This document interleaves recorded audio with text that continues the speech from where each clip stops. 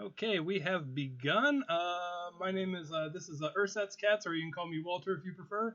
And a couple of years ago, I had the great privilege of interviewing Robert Mruczek. If you don't know who Robert Mruczek is, well, I assume every single person watching this video has seen King of Kong. But if you have not, go watch King of Kong and you'll find out who Robert Mruczek is. How's it going today, Robert? It's nice and quiet. I have a day off from work and I'm enjoying myself. Nice, very cool, very cool. Yeah, you have like a week off, don't you? Actually, a 6-day week. I'm in day 5 of it right now. I got one more day off tomorrow. Then it's back to work after that. Then, all right, yeah, yeah. How has life been treating you since last we talked? How's the pandemic treated you? So far, so good. Knock on wood, nothing's Yeah. happened with the pandemic itself for me directly. Yeah, I've been working at home ever since March 16th of 2020. Hmm. Cool. So last time we talked, I kind of went over. I actually exhausted all my questions I had for you at the time, both specific questions for you and sort of general questions. But I've accumulated a few more. We're going to I'm going to treat this as kind of a follow up in that I'm not going to ask a lot of the same basic ones we asked before. I would like to start off Hmm. with talking about Pac-Man. That's kind of a big subject lately. What did you think about the recent published project looking into Billy's claimed perfect score of Pac-Man from 1999 and his claimed title of Video Game Player of the Century? Well, with respect to his Pac-Man score from '99, um, I believe he did it. All right. There's no doubt in my mind that he didn't. Um, my opinion is that the biggest doubt may come over in terms of his witnesses. I know a lot of people are claiming that he might not have had TG approved witnesses, or there might not have been TG staff there, Hmm. or there's some concern over whether he parked his van too long in a given area. Um, these are all really non-issues. I believe firmly that he did it. Hmm. He did it at Fun Spot. He must have played on the right board set because it was their board set. Um, there's no doubt in my mind that he pulled it off. As far as witnesses, he probably overstated how many people were watching him at any given moment. He never really provided specific names of who watched it, other than one person who was affiliated with TG, Ken Sweet, who was a then referee, but he never exactly stated as a matter of fact if Ken watched it for the entirety of time of the game or just portions. My guess is portions because Ken probably was a ACAM staffer at some point back then. Therefore, he wouldn't have been able to watch it full time. So Billy probably did a lot of overstating as far as who's seen it. Hmm. But as far as him actually doing it, I have no doubt that he did. All right. Yeah, and that brings my next question. On that note, on a And then there's scale, the player of the century thing. oh But yeah, yeah. go ahead with your question first. Oh yeah, yeah. We'll get to that. Cause you watched the tape out of a batch, basically. You saw the tape. Currently, Yeah, we only have access. originally I made a statement online that back in the 2001 to 2003 range, when I started TG, Walter sent me two large cardboard boxes of tapes, one of which was filled with Tony Hawk's Pro Skater competition tapes, and another one had a variety of tapes in it, one of which I had stated was Billy's performance. And I stated that as a fact that I knew it because I heard Billy talking to himself in the background at the beginning of every stage, saying focus, etc. As time went on, um, someone, David Race, I believe, pointed out to me that it's entirely possible that I didn't watch Billy's tape, that I might have watched Chris Ira's tape. Hmm. But as far as the specifics of it, I remember watching all of the Blue Time performances from beginning to end because I personally never saw anyone get a perfect on Pac-Man when I watched this, so I never saw how they actually did the blue time. So I watched that, and then I skipped all the way to the end of tape three, probably to about the 3.3 million point. And I watched it to the end. I never watched tape two of the three tape set. So I was confident for the longest time that I was watching Billy's performance, but David told me maybe I watched Chris's performance. Mm. He also suggested maybe I got two different sets of tapes in that box from Walter, and because it's now 20 years later, I might actually have a confusion as far as which one I watched. It's Mm. hard to say, but I remember what I watched. I remember what I heard, All right. and I do remember Billy's voice. So I'm confident I watched it. But whether Walter only sent me Billy's tapes or if he sent me both Billy's and Chris's, I might have forgotten that I got both. It's that long ago. But I do Yeah. remember seeing Billy's performance because I was watching Billy play. Now, you didn't see him, but you heard him.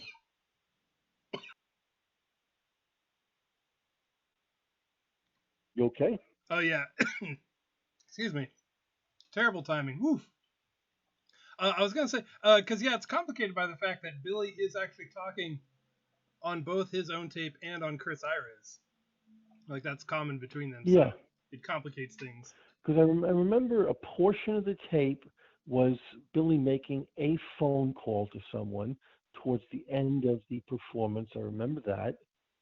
I do remember Billy talking at the beginning of every performance. You didn't exactly see his face because the way the camera was pointed at the screen, you couldn't tell. But I had for the longest time thought it was Billy's. But the camera never panned around to show you who was playing. So if in fact it was Billy standing by Chris, I would not have been able to differentiate between that. If Billy was doing the only talking in the performance, I could have thought I was watching Billy's tape all this time, and it was really Chris's. There's Yeah. just no way for me to know.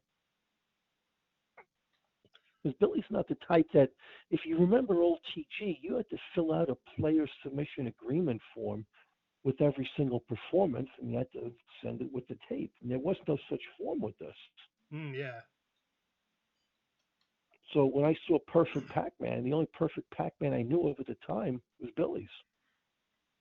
But Ira's would have been done by that time because his was done January 2000. Ira's would have been done, right? But Walter sent me whatever he had, and typically whatever Walter had. I just assumed that if it said Perfect Pac-Man on it, it was Billy's. I wouldn't think it was Chris's. I wouldn't think it was Rick's. I just assumed it was Billy's. So, if Yeah. all these years I've been saying I watched Billy's and it turns out it was Chris's, Mm. mea culpa on me. Here's a question. Do you recall the tape you watched? You said you watched the blue time. Do you recall if the blue time was patterned or if it was done freehand style? I remember Tim Balderamos's was a running pattern. That's the first time I heard the term running pattern was when I watched Tim's performance. But the stuff that I watched during the Billy's performance, that I don't remember. It, I'd like to say that it was freestyle, especially towards the end when grouping had to come into effect, but I can't be 100% certain. All right. But Tim's was definitely pattern because running pattern was the first time I heard that term. All right. On a scale of 1 to 10, how sure are you that you saw the final score, the 360 on the tape that you watched? Oh, I know it was there. All right. That I'm 100% positive of. So 10 out of 10. Yeah. All right. Yeah. What do you think of Gary Vincent's role in all this Pac-Man stuff and his reluctance to be a witness for Billy in his current legal case? Well, as far as this goes, keep in mind, Gary is an employee of FunSpot. He's also the um, curator for ACAM. So he likes to keep a neutral distance from certain areas of controversy because he likes to make sure that ACAM is let's just say it's part of a family-friendly environment at Fun Spot, and typically they don't need that nonsense that goes on with gamer issues and the like. So I agree with Gary keeping his nose out of it to the maximum extent possible. He doesn't need the hardship and the headaches. He has enough on his plate. So I personally agree with him that he's distancing himself from all of Mhm. this. That makes sense. Although it is, excuse me, sorry. It is. I do think it is a bit interesting in that so many of Billy's stories about the day he claims he got his Pac-Man score are very suspect. All these crowds of people, and I do feel that it is very telling that Well, it's it's one like the thing to not guys want to be that a have, it's one thing to not it's want like to the be a part people of the that, drama, but it's another thing to know this guy is telling stories that aren't true, and then just sitting back and being like, oh well. well, think of the proverbial big fish stories, the whale tales. There's people that they tell a story and they want to make sure that it's not just simply them and the fish. They want to make sure they have witnesses. And before you know it, they've had 3 witnesses, then 10 witnesses. Then the fish's size get bigger. Billy's drama that he likes to add to it, it's unprovable in some cases as far as how many people saw it. Billy could say he had dozens of people behind him. He could say he had hundreds of people behind him. He may have only had 3. You never know at this point. Yeah. The camera was focused on the screen, not behind him. So he could make up whatever he wants, and you either take it at face value or you doubt it.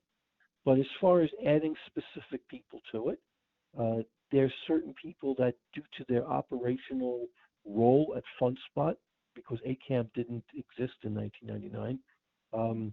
you have to imagine that he's adding these people to it to bolster the credibility of the performance. And there's no way to be 100% sure whether these people were there or not. I mean, depending on even what day it is, Gary doesn't work 7 days a week at FunSpot. Yeah. Randy Lawton is not there, 24 hours a day either.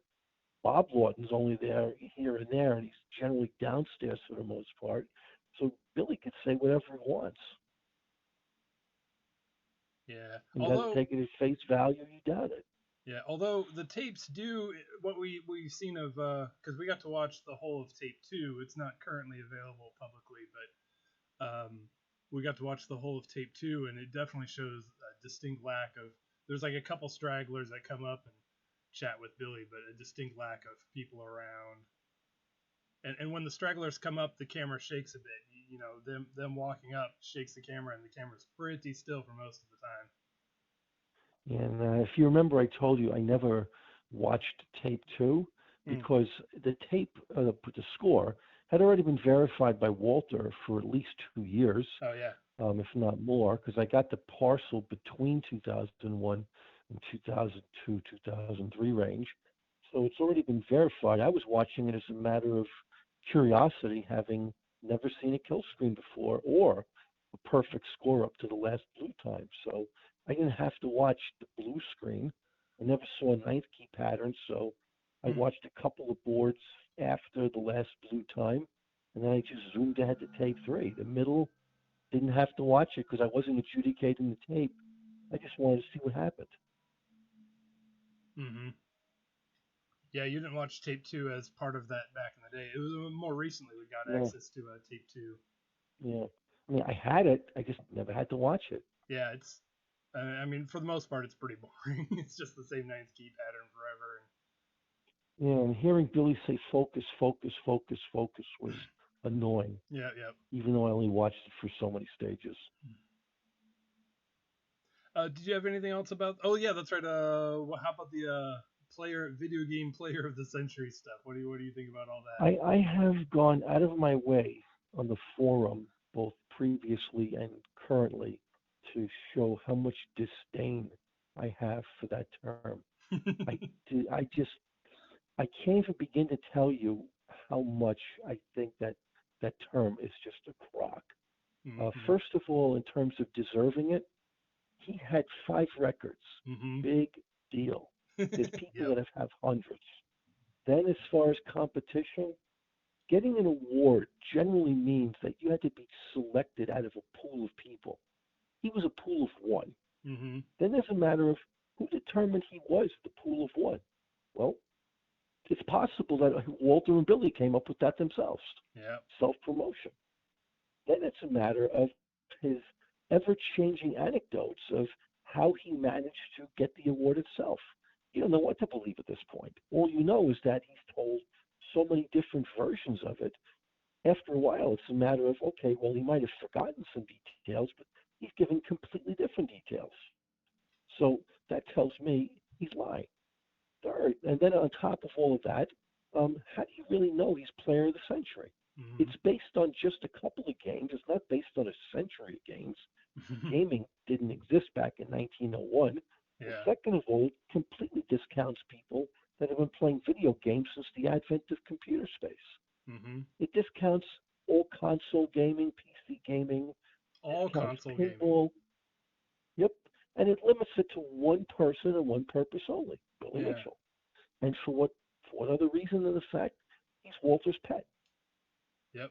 Billy cannot exist without Walter. Walter cannot exist without Billy. It's a symbiotic promotional relationship. Yep. They needed each other. So I do not believe that Billy deserved to get such an accolade. I do not believe such an accolade should have been awarded to any single gamer, period. Yeah. Because there's just no fair way to assess it. Mm-hmm. And the number of people that know all the gamers out there in 1999 that have ever played seriously before, there's nobody that knows everyone. So how could it have possibly, even if it was a legitimate award, fairly have included all gamers that were deserving of such an award? It couldn't have. Mm-hmm. So I just don't believe he deserved it. I don't believe that the award was given under the correct pretenses, and his ever-changing stories of the details of how he got the award are extremely suspect. So as far as I'm concerned, it's a piece of toilet paper. Yeah. And to what you were saying, what's stunning to me is that like he's never even attempted to compete on home consoles, except in like limited fashion at like the Xbox Pac-Man Championship, where he's playing Pac-Man but it's on a console. But aside from that, like no console games ever, and that's, I mean, like look at the ratio of console gaming to arcade gaming today, and even going back to 2000, it was pretty much, I mean, arcades were still around, but it was home consoles had very much taken over by 1999. Yeah, and even no matter what Billy says, for some reason, Billy, I strongly believe that Billy is among the biggest self-promoters in gaming history. Mm-hmm. Billy, he literally crafted the term Holy Grail of gaming to describe his Pac-Man achievement, to set it apart from anything else that had been done at that time. He tried to convince the gaming community that the games that he was good at, Pac-Man, Miss Pac-Man, Centipede, Burger Time, Donkey Kong Jr., that these were the biggest and the best games out there. And he discounted every single other major arcade game that there were.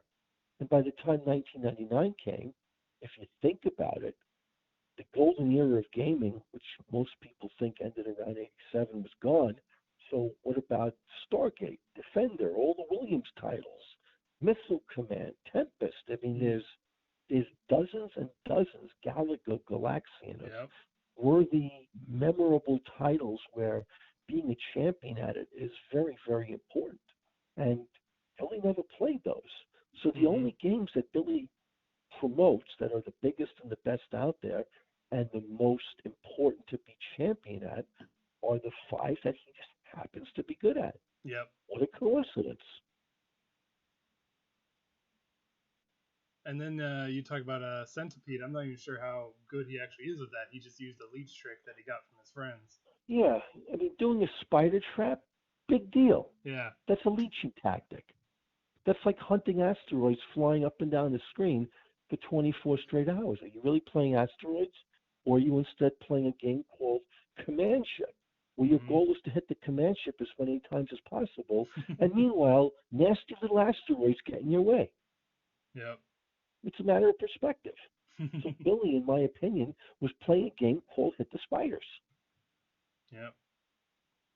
And then going back to the Player of the Century stuff, there's a whole aspect of them attributing it to Namco, saying, "Oh no, Namco said it." He can say whatever he wants. I mean, Billy's just name dropping at that point. Yeah. Yep. He has a nasty habit of, to bolster his story, and whether the story's true or not is debatable, he loves to name drop He to loves give to it do more that. credibility. Yeah, and it's a pattern with him. Yep. I mean, he just recently had, not to divert, he recently had some legal drama, which is recorded for everyone to see on YouTube. And one of the very first thing he does to the judge in question is he name drops Melanie Griffith for no reason whatsoever. Well, it turns out, so it seemed at first as though it was Melanie Griffith, the 80s star, but it turns out he was probably misnaming, there was a court clerk that was like a similar name. It very well might have been, but it's a matter of perspective and what people perceive it to be. And right off the bat, he's name dropping, whether it's the court clerk's name or a celebrity's name. He just has to give his anecdote credibility. Yeah, and if you look through, I mean, not to get too off field, but he has a lot of traffic tickets that are viewable on the court website. I wouldn't know that. Yeah. Yeah, I have no idea about things like that. Yeah, but it's a common thing where he'll name drop like the court clerk and say, "Oh, I spoke to so and so," and I think he thinks he's being like charismatic or something or relatable, but then it totally fails when he just gets the name completely wrong. Yeah, it sets the tone. It sets the tone of, he's on the same level as the judge in terms of people they both know. Yeah. So when you're talking to someone and the people both realize that they know the same players involved, parties involved, it gives you a sense of camaraderie and acceptance. So he tries to kind of ingratiate himself into the good graces of those he's speaking with by name dropping. In this case, it was a judge. Judge Frink. Hmm? I still love that his name was Judge Frink and he dresses like Professor Frink from The Simpsons. And then Billy goes out of his way to make a comment about the man's bow tie. I mean, you and I, we don't live in court. We've seen enough court dramas on TV, and we've seen excerpts from court cases from real life court dramas. Yeah. And in no case does someone tell the judge, "Hey, nice bow tie." I have never heard that ever in all my life of watching anything court case, real or fictionalized. I'm sure it happens, but it's I'm sure judges are just like, yeah, sure, and I mean, no one ever tells a judge nice robe. Billy tells him nice bow tie. Dude, Your Honor, that's a sweet robe. Mm-hmm.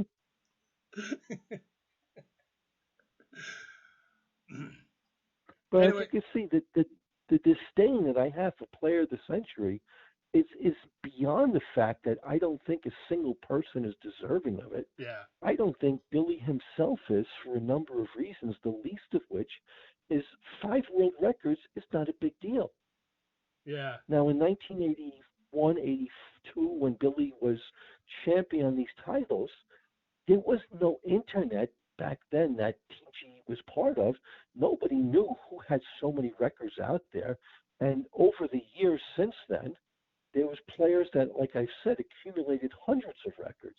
So Billy, while he might have had 5 records in 1982 and very well could have impressed his local arcade friends, that's a drop in the bucket compared to the better gamers that have developed over time and have acquired hundreds of records to their name on titles equally, if more impressive than what Billy did. Mm-hmm. Yep.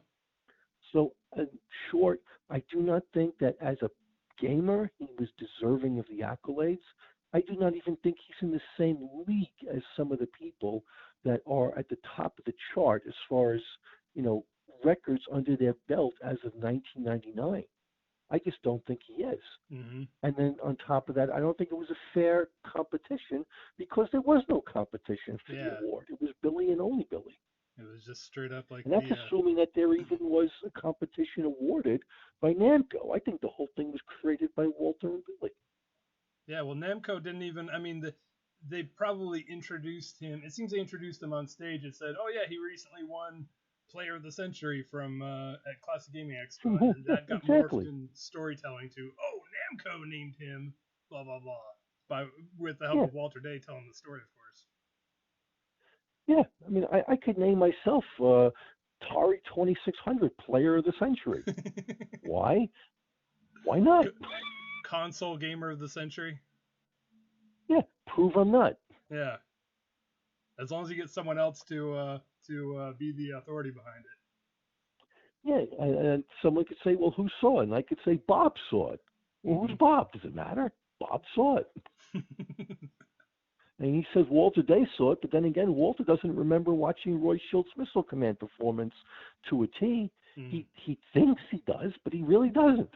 Yeah. So do you really want Walter Day to certify you as Player of the Century? What does that mean? Walter just rubber stamped his name onto a document that Billy printed or Walter printed, either one. Does it really matter? No. The whole thing is a crock. I mean, it's like sending away $25 to an SASE envelope decades ago when you get a document in the mail saying you're a junior detective. It's no different. Mm-hmm. So, one major thing that has taken place since last we talked was obviously the court cases, but also Billy's legal threat from September 2019, the 150 some odd page piece of crap. That thing. well, and you got thrown under the bus. Seriously, I think that was the first time they really threw you directly under the bus for the relating to the MTV interview. What did you think about that legal threat?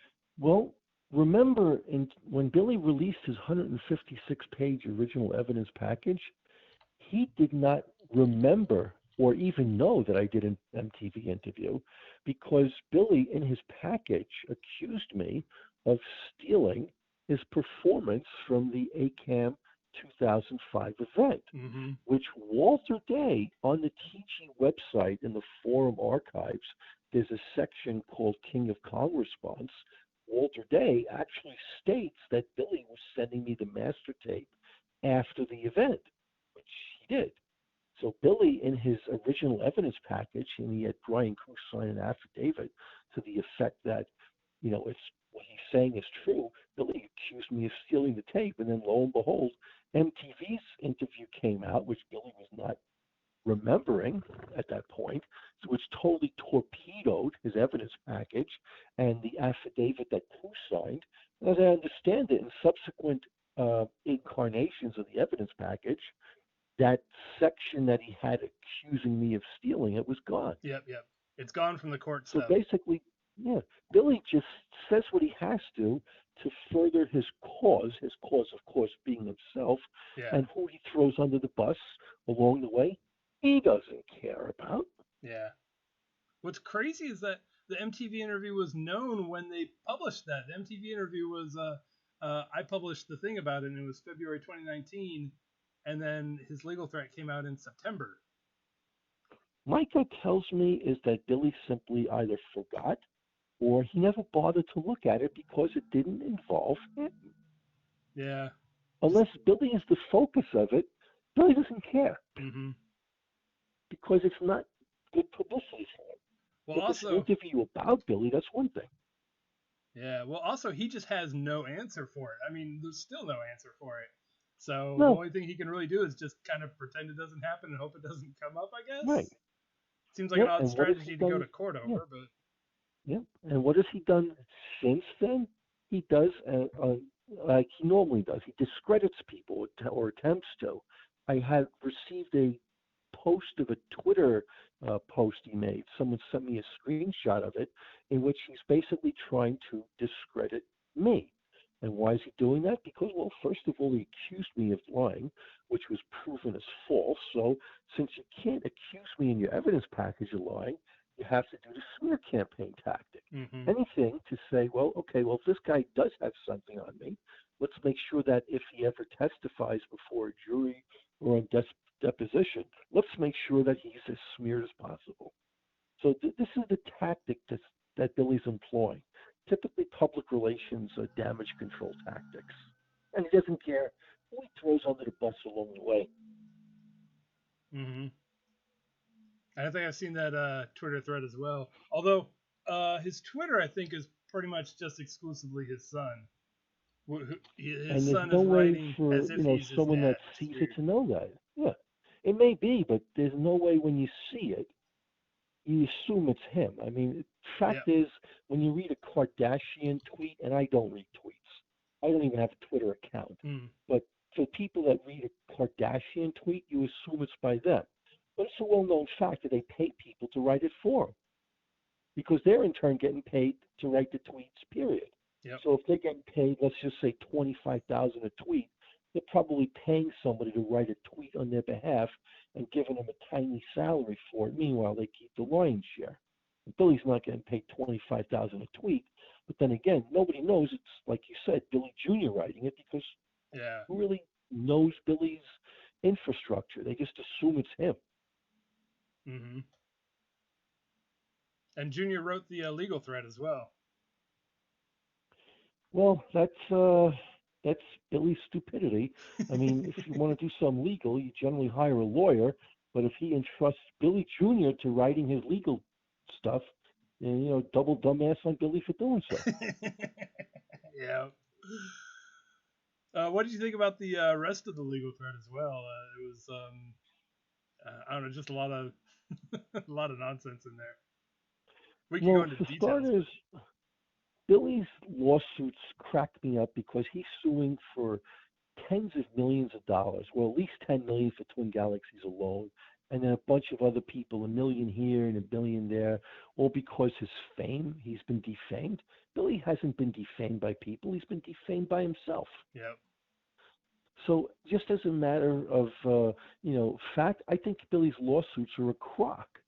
I just hope that legally they get dismissed because, strange things can happen in a court of law. Yeah. And, when one person cries wolf, if they have certain bleeding heart judges on their side, or if they're going to stretch the credibility of, what the law can allow for to favor them. I mean, stranger things have happened. I just hope that sanity prevails and judges find that his lawsuits are a crock. Yep. But unfortunately, you have to go through the motions. Yeah, unfortunately, I suspect though he's gonna be taking quite a few more L's in court coming up soon. Yeah, and somebody told me. I wish I remember who it was. They say that Billy's lawyers are working not on retainer where he pays them, but they're working based on the outcomes. So, if, for instance, if Billy's suing for $1 million, the lawyers believe they're going to get his $1 million out of it, and therefore they're going to get a cut. So the lawyers are, working based on the anticipation of the lawsuit being successful, whatever it's called. Yeah, contingency. Yeah. So to that note, Billy really doesn't. He's not paying a ton of money, like $500 an hour for lawyers. Otherwise, he'd be broke by now with all that crap he's been doing. The only thing he really had to pay out of pocket is the deposition fees to cover what Twin Galaxies said they needed. I have heard the same thing, that his lawyer is working on contingency, and they probably thought it was going to get settled during the legal thread. That's usually what companies do. That's what Guinness does. They're just like, this isn't worth it. Just settle. Give the guy what he wants. Yeah, and he's basically the 800-pound gorilla in this, because he knows that a lot of the gamers out there are not going to have the same financial means that he does. So if he picks on a gamer, and the gamer is, let's just say, not a millionaire, it causes a financial intimidation to the gamer. And that being the case, the gamer might be apt to settle. And some of what Billy's been doing is he's been suing people, and the outcome of it, I think in the Apollo Legend outcome, supposedly, was that he gained control over the video rights to Apollo's videos Yep. on him. So basically, that's squelching information. Yep. He hates It's evidence. like buying evidence and destroying it. Yeah. Yep. Billy Mitchell hates evidence.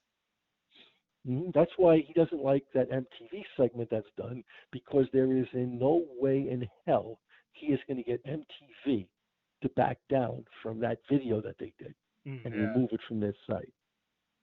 Well, the technically the video is down from the site now. It appears that it was part of MTV.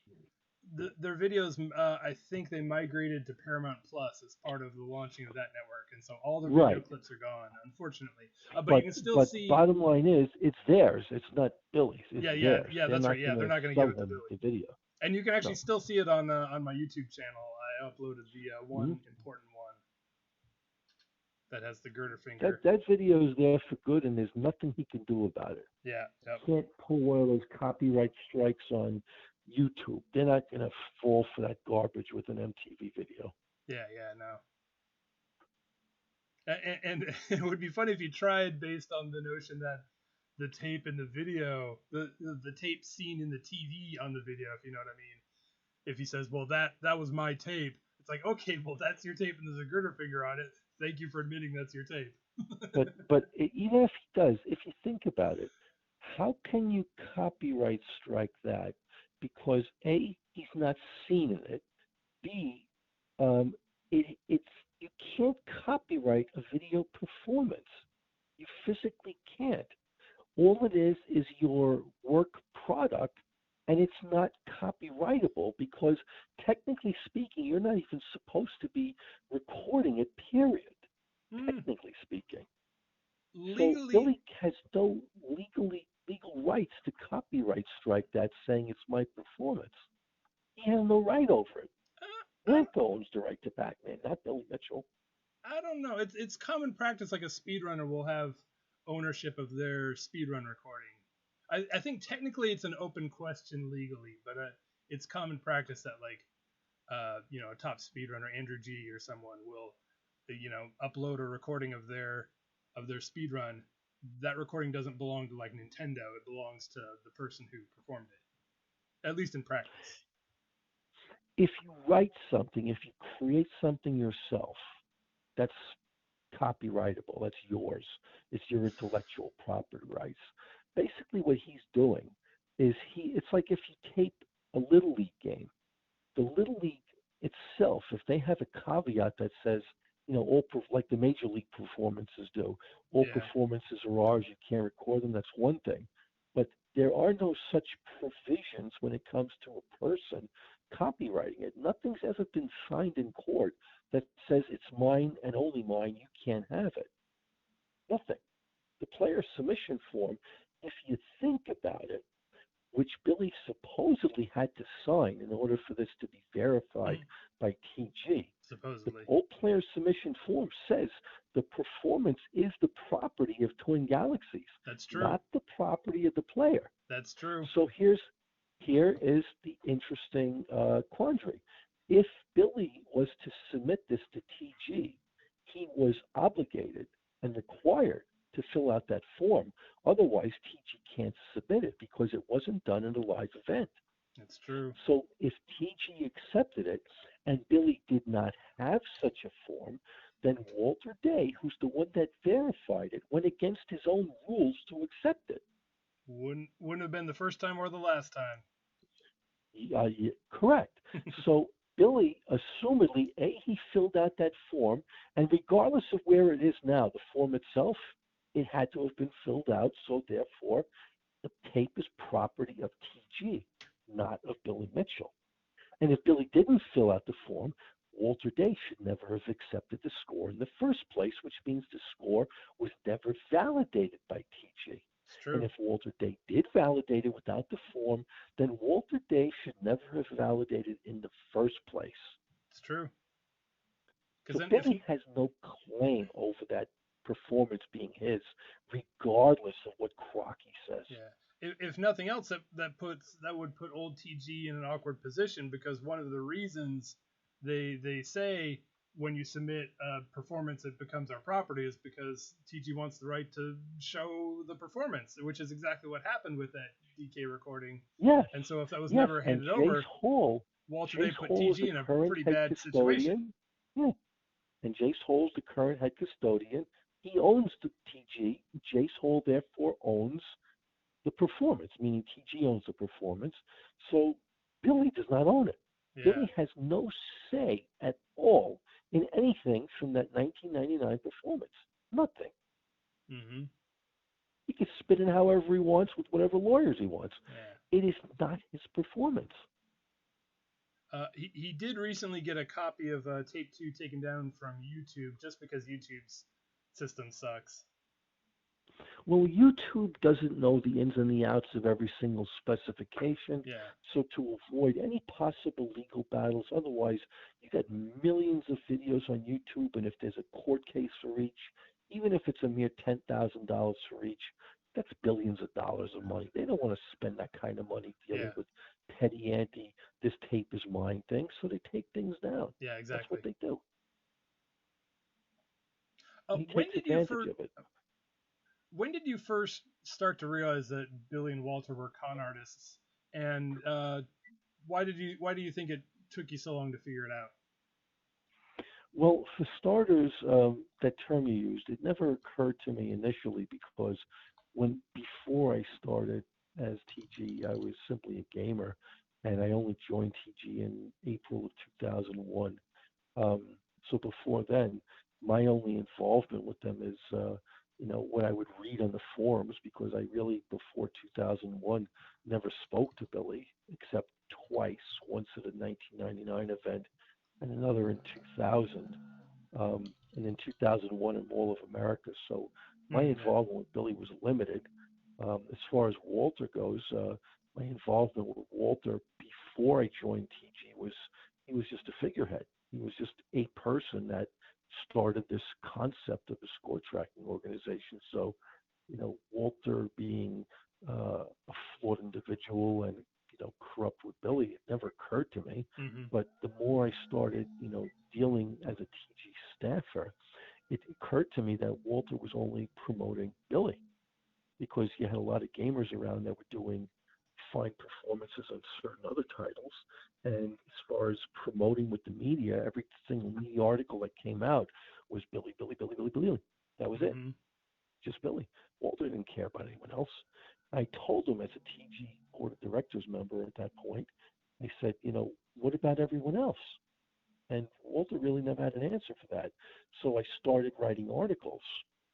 As far back as I know, when Worthy Performances came in, and I kept it up all throughout my tenure, as far as promoting the other gamers, such as Donald Hayes, and gamers that, for instance, the first one that turned in, I think it was a 5-minute and 20 of Super Mario Brothers for the NES. I started promoting them because these were the gamers that were doing the records while I was TG chief referee, and I thought they deserved their moment in the sun. Mm-hmm. And Billy was just, retired at that point for the most part, because he wasn't going for records anymore, in 2001, 2002. He pretty much was just sitting on his laurels and riding on the coattails of past achievements. So it was me deciding, okay, I got to promote these other guys because Walter's not doing it. That's interesting. But as far as when I realized that things were not well with the two of them, I mean, that was just simply seeing that Walter was showing favoritism towards Billy. But the first time I really saw there being indications of a problem really came more from Billy's than Walter, because in 2005, I believe, was when Abdner Ashman started to get onto the scene. He was submitting a Miss Pac-Man score, and Billy was trying to exert pressure with Walter to void the score, period, because it would have meant that Chris Ira's score would have been beaten. Yeah. And Billy was trying to use his position as board of directors member to impact TG accepting that. And before that was when Steve Wiebe came on the scene with his Donkey Kong performance, not Donkey Kong Jr., but Donkey Kong. And Billy's original gripe was really when the million point performance came, because he didn't gripe so much about the 947 that Steve turned in, or the 985 that followed. It was when Steve hit a million, because he was deeply concerned that TG was going to recognize Steve as the first million point scorer and not Billy. And that's what bothered Billy the most. And he was putting amazing amount of pressure on Walter not to recognize that performance, claiming that he had done it earlier. And I told Walter that, well, Steve turned it in first. And this is before we had suspects as far as whether Steve was really playing on the right board set or not. And Yeah. we were fully prepared to recognize Steve as the first million until Billy had, Koo went over, Brian Koo, to Wiebe's house along with Perry Rogers. And Koo and Billy and Chris convinced me, who was not a technical person, that that so-called infamous gummy substance on the boards was impacting the gameplay potentially. And on top of that, there was the evidence that Roy Shildt had sent the board sets to Steve Wiebe's, which tainted the whole situation. So that was the first time that I saw a collective effort of Billy and then Walter to kind of block somebody from getting their recognition because of one reason or another. And then following that in 2005 with Abdner Ashman, it was clear that basically it was the Walter and Billy show. Yeah. So it was kind of the Ashman thing that really kind of made you go, wait a second, something's wrong here. Yeah, because it was, and again, it was mostly Billy, not Walter, that was behind blocking Abner. It wasn't until 2005 August when I quit TG, when I later rejoined a month later as senior referee, that I realized that Walter had other issues behind him in terms of not doing things on the up and up. Because one of the reasons I originally quit in August of 2005 is Brian King and I had a lot of issues with Walter as far as business continuity plans, revenue generating plans, and so forth. Walter wouldn't share with us TG's books, so to speak, as far as where TG stands financially.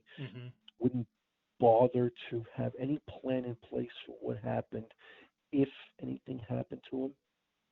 How would we take over? Because we were super nobodies, because Walter was the only one that was talking to the media and wouldn't allow anyone else to. It was basically the Walter show. So that was when I'm looking at Walter from a business perspective, and I'm seeing that he was just a giant control person. And then I really knew that things were out of control when, after I resigned from TG in December of 2006, I posted my reasons for resigning, and then he blocked them from the website, just removed the post, and somebody complained about it on the website. And Walter responds that the reason he took it down is he hadn't had a chance to rebut it yet, which, if you think of, is ridiculous. He hadn't had a chance to what? A post, didn't have a chance to rebut it. Oh, yeah. But yeah, it was John Zabel that made the post using username of Anger J. And Walter responded on the TG forum that he didn't have a chance to rebut it. And later he responds that he's going to put it back, which he did for a brief period of time. And then somebody after that just took it down for good.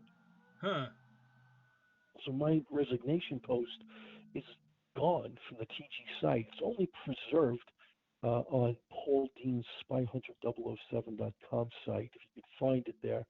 I think I've seen that page, preserved on the, and it might be preserved to the classicarcadegaming.com site. But beyond that, it's not on the TG site anymore.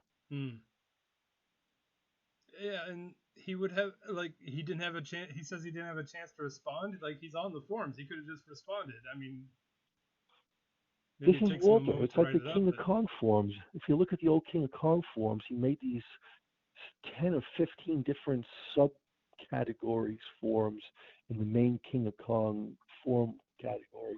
And he basically had responses saying, response to come, or however the words, response forthcoming, he never actually responded on a good portion of those things that That's he said true. he was going to. That's typical Walter for you. Well, I mean, at the end of the day, a lot of the issues weren't very flattering toward him and old Twin Yeah, Galaxies. and to this day, you can do all the web research you want. Walter Day himself has never once responded with respect to my stated reasons for resignation. Never. Hmm. Never. In all these years, never given an audio clip, an interview, or a written response to confirm or rebut what I have said Hmm. about my three Hmm. stated reasons for resignation on December 19th, 06. Well, I don't think he's ever going to do an interview with me, but if somehow it ever happens, I'll make sure to ask him. Yeah. And I doubt he even remembers what those three reasons were, even though I've stated them time and time again in Yeah. multiple forum posts over the years and in interviews. Let's see if I remember. The three reasons were he overrode the referees on accepting Wiebe's score. He ordered the Atari 2600 emulator split without backing you up on the And forums. correct. And And I'm then forgetting the third one. the missile command thing with Roy Shildt. Oh, yeah, He that's right, yeah. demanded that I yep, yep. And that was when I finally resigned from TG. What he also fails to remember is that I originally left on middle to end of August of 2005, and I came back in September.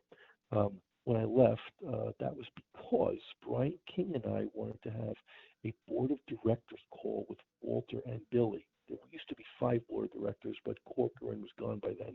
Yeah. And we had an agenda of issues to discuss, including, among others, revenue generating plans, business continuity plans, and TG's state of finances.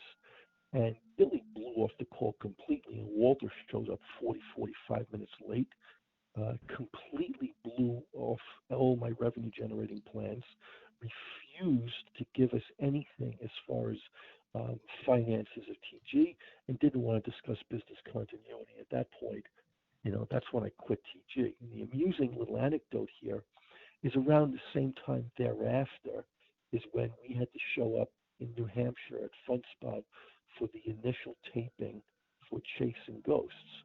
And while I was there, Mike Zarecchia and Lincoln Ruckty, who were doing the Chasing Ghosts documentary, they had a bunch of us out there as guests, including Todd Rogers and Walter. And I was sharing a room at the time with Todd, and Walter popped in. And Walter was talking about his plans for TG. And basically, and Todd was a witness to this, whether Todd's going to remember this or not, I have no idea at this point.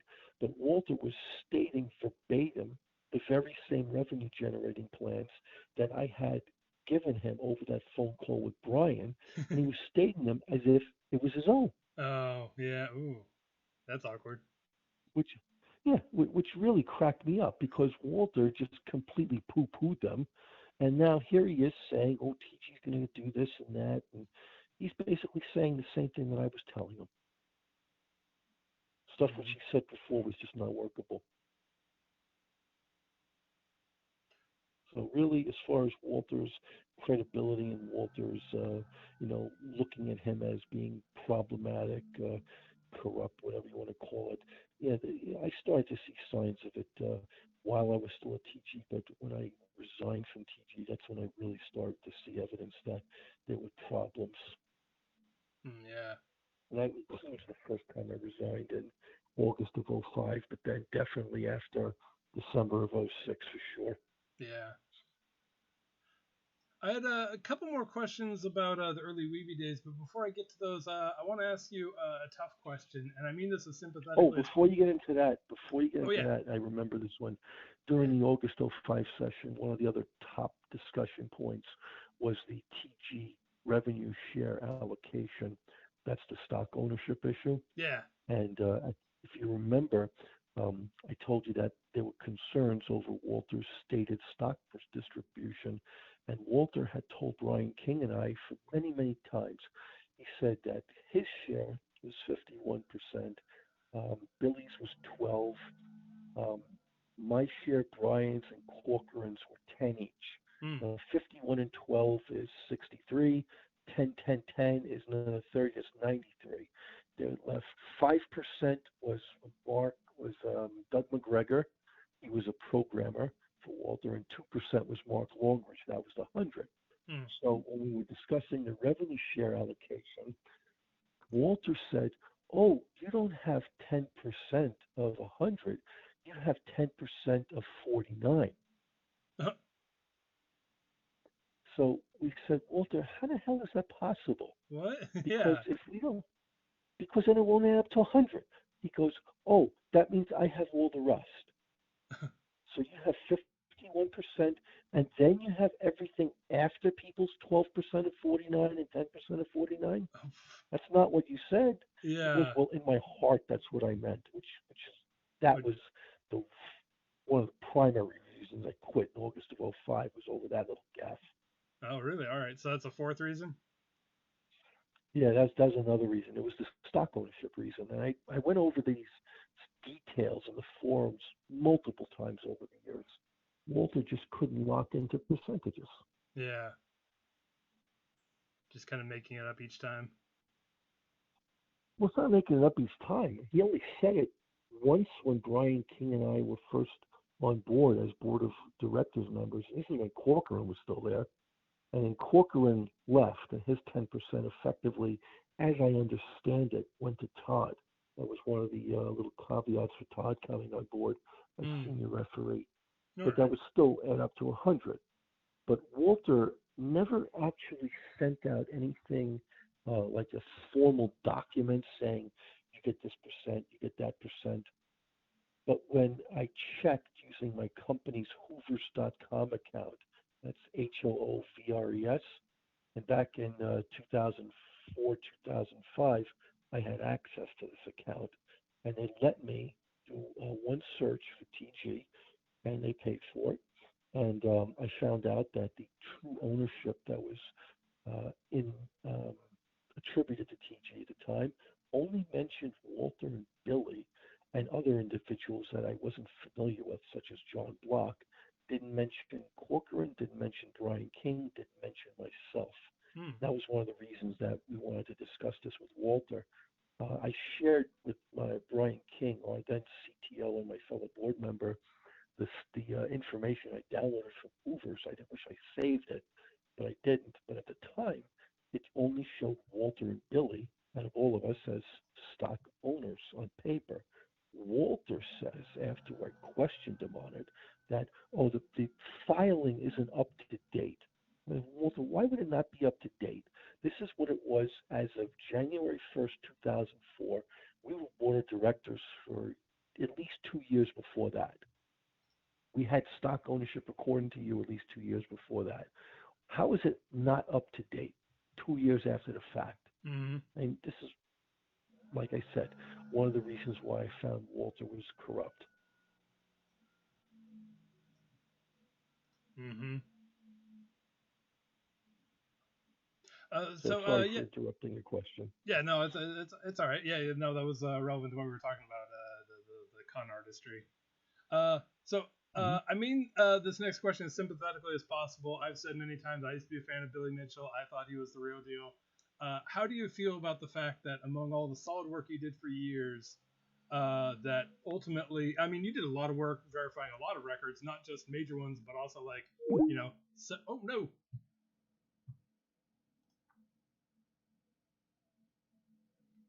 I just lost him.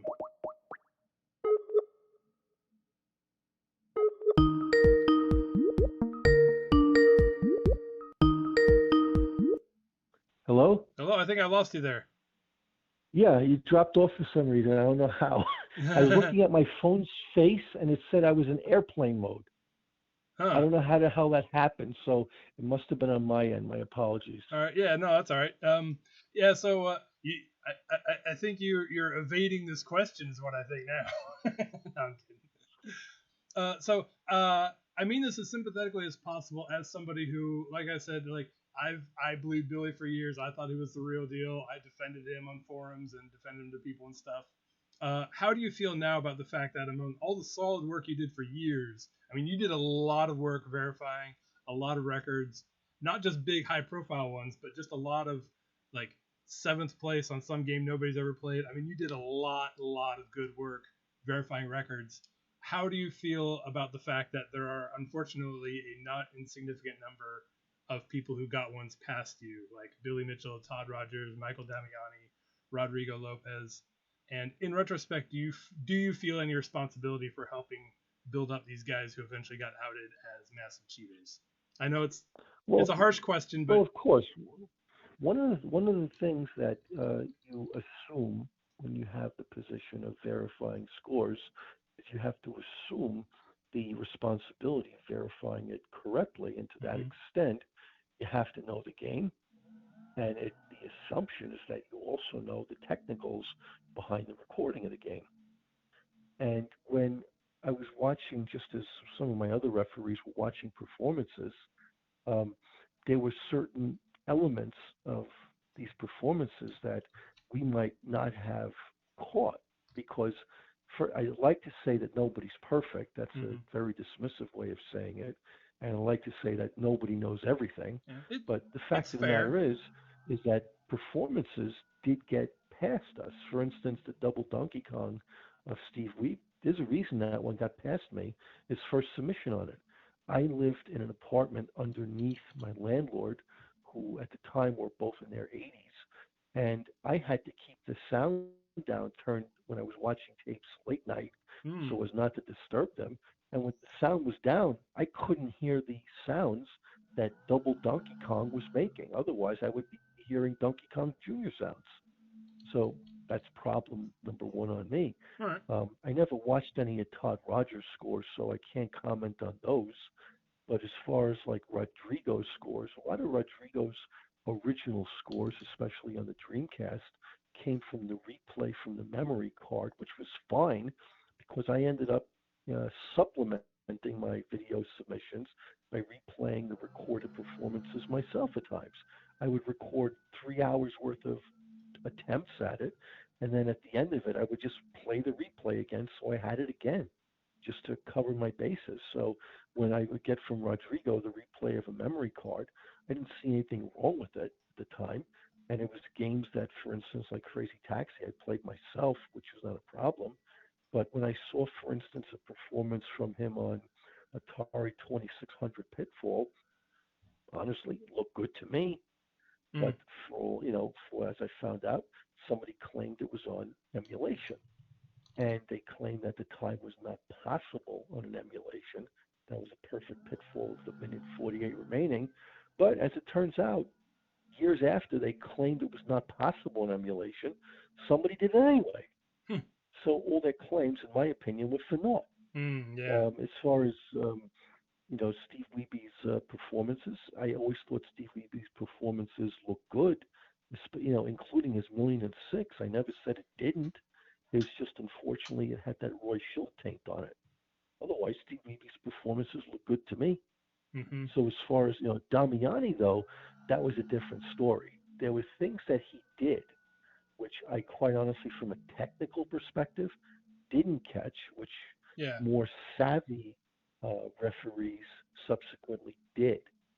So it goes to show that the old referee basis of watching scores, it is not infallible. Mm-hmm. There are things that a technically gifted submitter can blow past a non-technically gifted adjudicator. Yeah, it's true. Which is why the current method of multiple people watching it has its advantages in that respect. Mm-hmm. So did things get past several referees, including myself, back in the day? Yes, they did. Was it because we were lax? The answer is no. Was it because we were not 100% technically versed in every title we watched? No doubt, because no gamer ever is. And if you think about it, before we had the crop of referees at that time, who was watching all these performances, allegedly? Walter. Was Walter 100% technically versed with everything? No. Very much not. Was he even mildly adept at watching everything or knowledgeable of the ins and the outs of the games? No. But people trusted him, which is what cracks me up. They question the referees, but they never question Walter. And he's the one that has the least experience of all. Yeah. Before I get to the Wiebe stuff, I wanted to ask you. You mentioned you said you didn't verify any submissions from Todd. I do recall you saying that you watched. There was 10. There were 10 that I did. They were submitted on AVI format only for the Atari 2600 Time Deca. That's what I was going to ask about. Yeah. Yeah, those I watched, and as I found out this quite a few years later. One of Todd's submissions, which was Barnstorming, yep. on Game 1B, I found out that time that he submitted, which I wish I remember if it was the 3267, I can't remember. I think it was 3267. Yeah. Yeah, that one, I was told he used a bumping technique, which I did not even know existed. So as I watched it, I watched him start it up. I watched him zoom through all the 10 or whatever number of barns there were, and I saw the score at the end, and it looked good to me.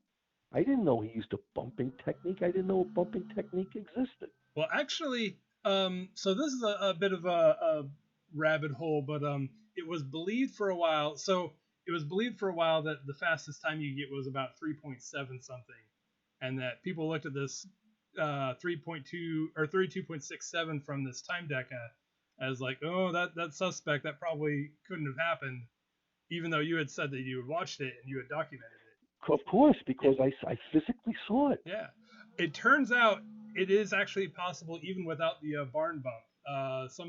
People over on speedrun.com finally figured out how to get slightly faster times. Not as fast as the barn bump allows. Barn bump allows like some crazy crazy fast times, I should say. Yeah, so it makes me wonder at this point after all these years. First it looked good, then people tell me it doesn't, and now you're telling me it is possible. It is. So what did I see 10 years ago? 20 years ago. Did I see it without a barn bump? How would I even know at this point? It's 20 years old. I don't have the AVI anymore. Yeah. So the performance itself, the time is possible. Yeah. Did he do it at this point? I'd like to think he did. I'd be willing to guess that if you had seen the barn bump is pretty obvious. I think if you had seen it, you would have been like, whoa, what the heck is that? And I think. I didn't see anything that looked abnormal. Yeah, exactly, yeah. Now I'm not saying necessarily very well could have done it. He could have done it on an emulator and done it kind of a task. I'm not saying, because who knows with Todd? I mean, he's such a liar that he could have cheated in another way. The problem with Todd is that I've never seen any of his meat and potato performances. I only just saw those, and that's pretty much it.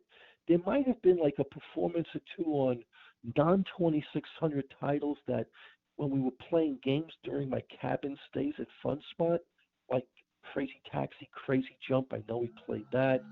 Some Microsoft Xbox Gottlieb Greatest Pinball Games. I know we were competing on that, and he played. So those were live performances, and there was no doubt he did it because there was like 15, 20 people in my cabin at the time. But as far as Todd physically, doing other performances, I didn't even watch a complete live performance of him playing Gorf at Fun Spot. I just really never watched Todd play complete performances. Yeah. But yeah, with regard to Barnstorming, I think there's been two big advances. I think somebody figured out a better pattern through the birds, but also it turns out that the plane actually goes very slightly faster, I believe, when it's just a little off the ground, and that people were kind of flying forward on ground level, and that's why. Do you remember that old that thread about Barnstorming from 2002 that you ended up getting involved, where people were questioning Todd's claim time of like 32.04? Yeah, I remember that one was said. It could not be possible because somebody, I don't remember the names, they did something where they took out all the obstacles and they simply just flew straight ahead, and even then they couldn't get a 32, one of the claim scores. So they said that it couldn't possibly have been what Todd claimed, because no obstacles is about the only way you could even come remotely close to it. Yeah, yeah, exactly. Yeah. So that to me was evidence. Well, the 3204 is definitely not the right score. It Hmm. can't even be a 32.4 something with somebody botching a digit. So clearly it's a wrong score. And I remember Todd responding that he probably was playing a prototype because back in the day he said he was often sent from Activision titles like that to do testing on. So he believes he could have had a prototype. He Well, never no. said for sure he did. He said he could have, and coming from Todd at the time, he was never accused of being a liar. So when Todd said, yes, I did receive prototypes, so it's conceivable I played on it, he believed him. Yeah. I mean, I understand that you believed it at the time, but in retrospect, I mean, Yeah, because he again, just it wants looked everyone to good. think that It he's looked just good. drowning in all these crazy prototypes that give him these crazy scores. Todd, the first time Todd told me something that I didn't believe is I was talking to him about a game called Taz, which was a 2600 game based That's on another one, yeah. Tasmanian Devil. And Todd told me that on his first game, he'd never played the game before. He told me he got 300,000 points.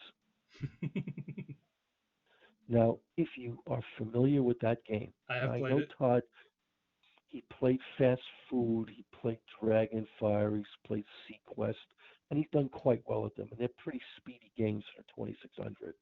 The Taz is also pretty speedy. To get 300,000 on the first time you played it and you don't even know what you're doing, that's the first time I cried bullshit. All right. Interesting. Interesting. I don't remember what score I got, but I have played it a little. I don't think it was 300,000. I don't think it was Yeah, anywhere I close. know I got more than 100. I know I got more than 100. I did not get 300. But for him to say 300,000 on his first game, Yeah. that's bullshit. And then infamously, there was about between a half a dozen and a dozen specific scores that I had been asking him to show video proof on over the years, which he had always rebuffed me on with reasons of he can't find them. They're embedded in stacks and stacks of hundreds of tapes. And ultimately, he never shared with me proof of some of the most outrageous claim performances that he had on file with TG, including but not limited to a 960,000 and 1 point game A performance on Kaboom, Hmm. which is just it's just beyond belief. Yeah. If you know Kaboom, 960,000 points on game B, it's not impossible, but on game A, that stretches credibility beyond belief. Yeah, because it's like you'd And then there have was a to couple of others. lose two lives in the span of like a second or something like that. I haven't played that Yeah, one. that's to get the specific score he claimed. Yeah. But to last that long on the small paddles, I mean, I know the best Arkanoid player in the world is Zach Campbell. I Yeah. don't even think he could have done that. And then Todd claimed, among others, 144 points on Robot Tank, which is an Activision game. If you look at the TG's top records, they're all clustered between like 68 points and 80 points. And there's a lot of gamers in that cluster. I'm one of them. And Todd claimed 144. I told him, all I want to see is the last 12 tanks. That's it. Yeah, that's right. And he Wouldn't was show just like, "Oh, it's buried. I'll get it someday or something like that." it. I asked him to show me the closing 60 seconds of the Kaboom performance. Wouldn't show me that. I Yeah. asked him to show me his claimed 47 seconds on Superman Game B, which is a near perfect run. I used to extensively discuss that game with Todd. We knew that game inside out, both of us. Um, my personal unregistered best is like 56 seconds. Todd claimed 47, which is, if you know that game well, you have to have everything working perfectly, including saving a little bit of time with respect to the bridge blowing up. And Todd's claim was 2 seconds faster than perfection. So I said, show me that one. It's only sub 60 seconds. Wouldn't show me that one either. Mm-hmm. And there was one or two other performances, a couple I asked him for at least, didn't share it with me. Mm-hmm. And that's when I started to suspect Todd's lying. Yeah. Going to the questions about the early Steve Wiebe stuff. What didn't he submit a Donkey Kong Jr. tape with the wrong settings at first? Do you recall? Well, it was Donkey Kong the first time, and there's some extra research you can do into this one. The first time I heard from Steve, he called me up at my work number, and he told me that he's a player that just got a new record on the game. And he explained that he's playing on 6 lives. That would be 5 lives plus 1 extra. Yeah. And I told him that, well, it's the wrong settings. You need to try with 3 plus 1. And I didn't hear back from Steve for a little while. But he never sent in that submission. He simply called me up to tell me that he had a record. And I let Billy and Walter know at the time that I got a player that called me up to tell me that they got, potentially a new record on the game, but they were playing at the wrong settings. So, you might have some competition right now, and who knows what he's going to do in the immediate future. And sure enough, Steve eventually sent in his 947. Here's what you don't know, and what I did not know for a great many years. If you do some research on the forums, you're going to find that there was another Steve Wiebe submission out there before I received my 947. The submission did not go to me. I believe it went to one of the Morrow brothers. Yeah, the 885K? Yes. Yeah. I never saw that. And at the time I told Walter and Billy about Steve's even when I told them about Steve's 947, I did not realize that this Wiebe guy already turned in a tape to TG. How that one got past me because I was chief referee at that point, I'll never understand. Why it went to someone other than me at that point, because I was general referee, I'll never understand. I mean, I was chief referee of every platform. Why it went to the Morrow brothers, who had specific referee assignments, I'll never understand. Why Walter never mentioned that to me, I'll never understand. Wasn't it a mistake? Didn't Wolf Morrow say that he called Walter about the Wiebe submission, and Walter was just like, "Oh, you shouldn't have had that," or something like that? I know very little about this because the anecdote itself did not even reach my attention level until just a couple of years ago, when someone was talking about this other Steve Wiebe submission. And on the forum, I said, "What other Steve Wiebe submission?" First one I ever received was the 947. It was never shared with me that he had an earlier submission, whether it was accepted or not. Why it was never shared with me, I don't understand. Makes me wonder whether or not that's, again, Walter and Billy trying to keep, Billy on top. Yeah, that's right. Yeah, they just didn't mention. Right, never mentioned to you even that. At the 885 level, that still would have broken Billy's 874. Yep. Because when you read my article on Steve Wiebe's 947, I didn't mention any earlier performance. I didn't know one existed. I also didn't know Tim Serby's performance existed, because that was also kept off the TG database. Yeah, Tim's score was listed, but obviously they didn't make a big deal of it internally. Otherwise, he would have known. Right, but if you think about it, I was a board of directors member. So was Brian King. So was Corcoran at the time while he was still there. This was never made mention to us. Never. Billy never mentioned it. When I wrote the article, which Walter had to authorize before I released it for the Donkey Kong's 947.2K, I wrote the article. I said Billy Mitchell's long-standing record was beaten. Walter never told me, "Oh, you got an error there, a factual error." So why was that 808,000 point performance kept from me? Why was the Tim Serby performance kept from me? It's a good question. That's Walter and Billy. Yep. It's Walter and Billy again. Yep. And at the time, I didn't know. And that 885K, that was rather recently unearthed. Like since the last time you and I did one of these interviews on YouTube. So it just goes to show you the extent that Walter and Billy go through to keep Billy's image up there. Yep. Tell us about the time Steve Wiebe. So like, there's this forum thread that goes into some of this, but basically he sold the DVD on eBay, and it said Twin Galaxies Presents, which was that had to do with Mark Alpiger, who runs ClassicArcadeGaming.com. Oh, really? After Steve Wiebe's million-point score was not formally recognized by TG, Mark Alpiger decided, well, rightly so, he's going to give Steve Wiebe his day in the sun by announcing the million-point score was achieved on Donkey Kong. Why? Because it would make money for CAG.com as well as for Steve Wiebe. So Mark was promoting the score, but he was promoting it as if it was a verified score by TG, which wasn't the case. Interesting. Steve Wiebe, in my opinion, after all these years, did turn in. There's no doubt about it. He turned in to TG the first million-point score in Donkey Kong. There is no doubt that he did. It's just TG did not verify it at that time. Yeah. So Mark was selling the DVD on Steve Wiebe's behalf as if it was a verified score,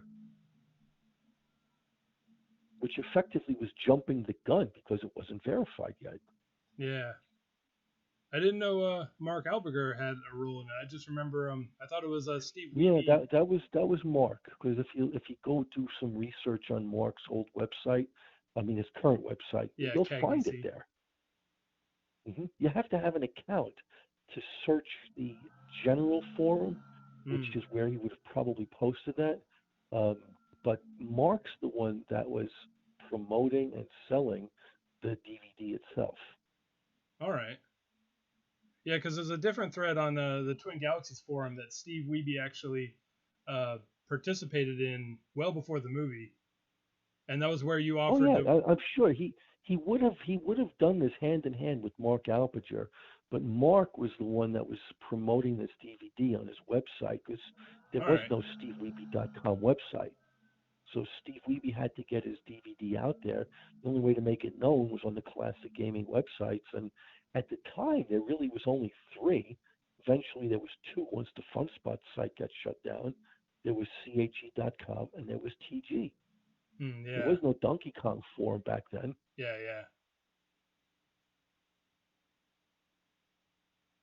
Yeah, it was something about do you remember I'm blanking on his name. He goes by Zotmeister on the forums. He's the guy in the That's Adam Wood. Adam Wood, yeah. He's the guy on King of Kong who's like, I don't smoke, I don't drink, I don't do drugs. Yep, that's Adam. Yeah. And he's the one who actually bought this DVD off eBay from Steve Wiebe, and it said like Twin Galaxies Presents. But I believe they decided that the DVDs was actually produced by Twin Galaxies and sent to him.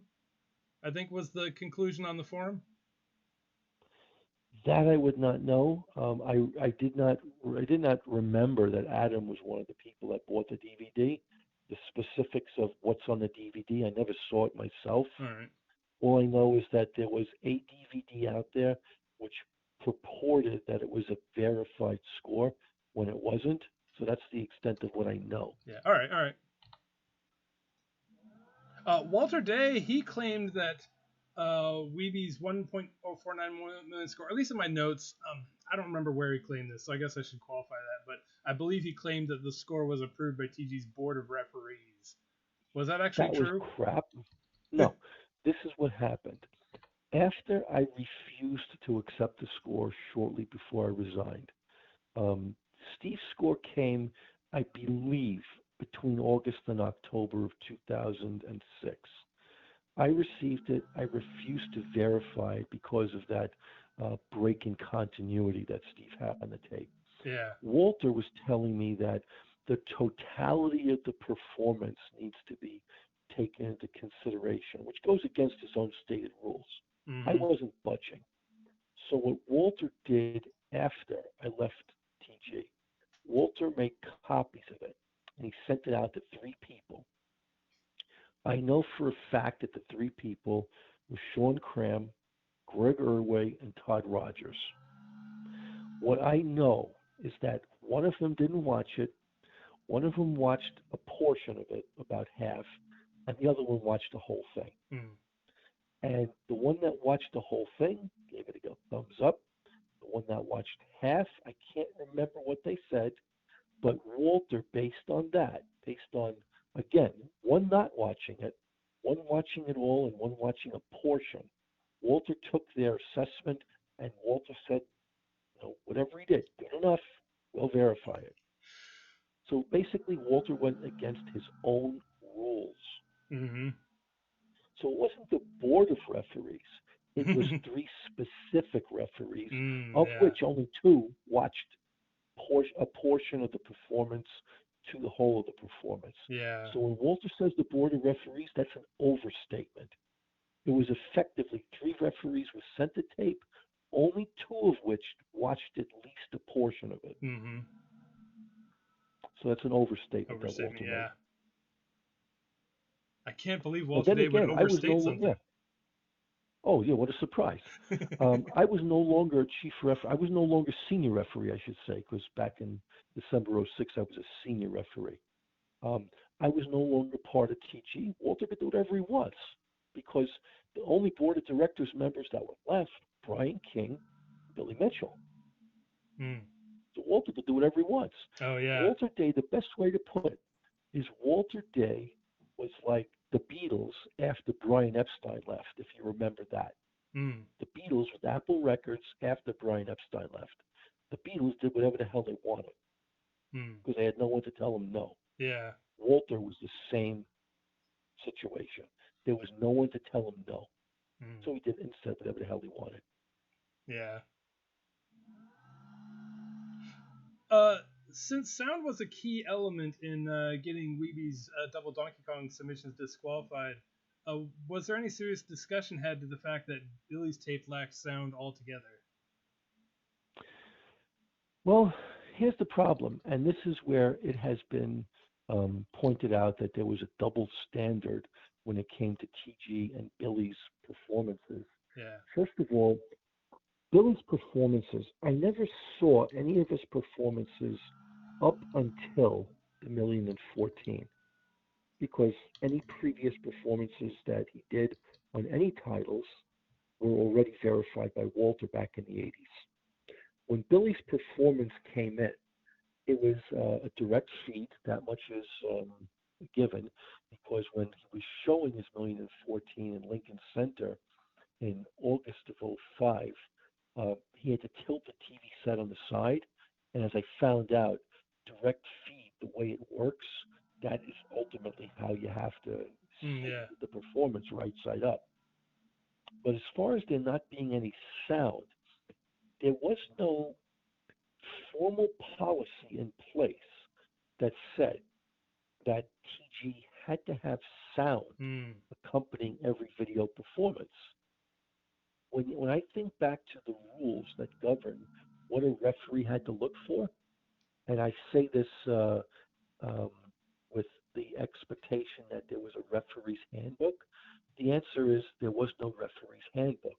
The assumption was that the referees knew what to look for. Now, look means look, not hear.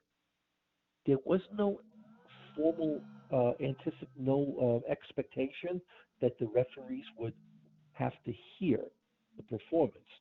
Now, of course, hearing it is part of the validation process. You don't want to watch a Donkey Kong tape and hear Popeye music playing. Yeah. But as far as there being a double standard for Billy, yes, there had to have been a double standard because when Billy's old performances were turned in, they also were the same thing, no sound. When I got Billy's performance at 1,000,014, I watched it just as I watched Wiebe's. There was no sound to it. I'm looking at the performance, and as far as looks go, everything looked good.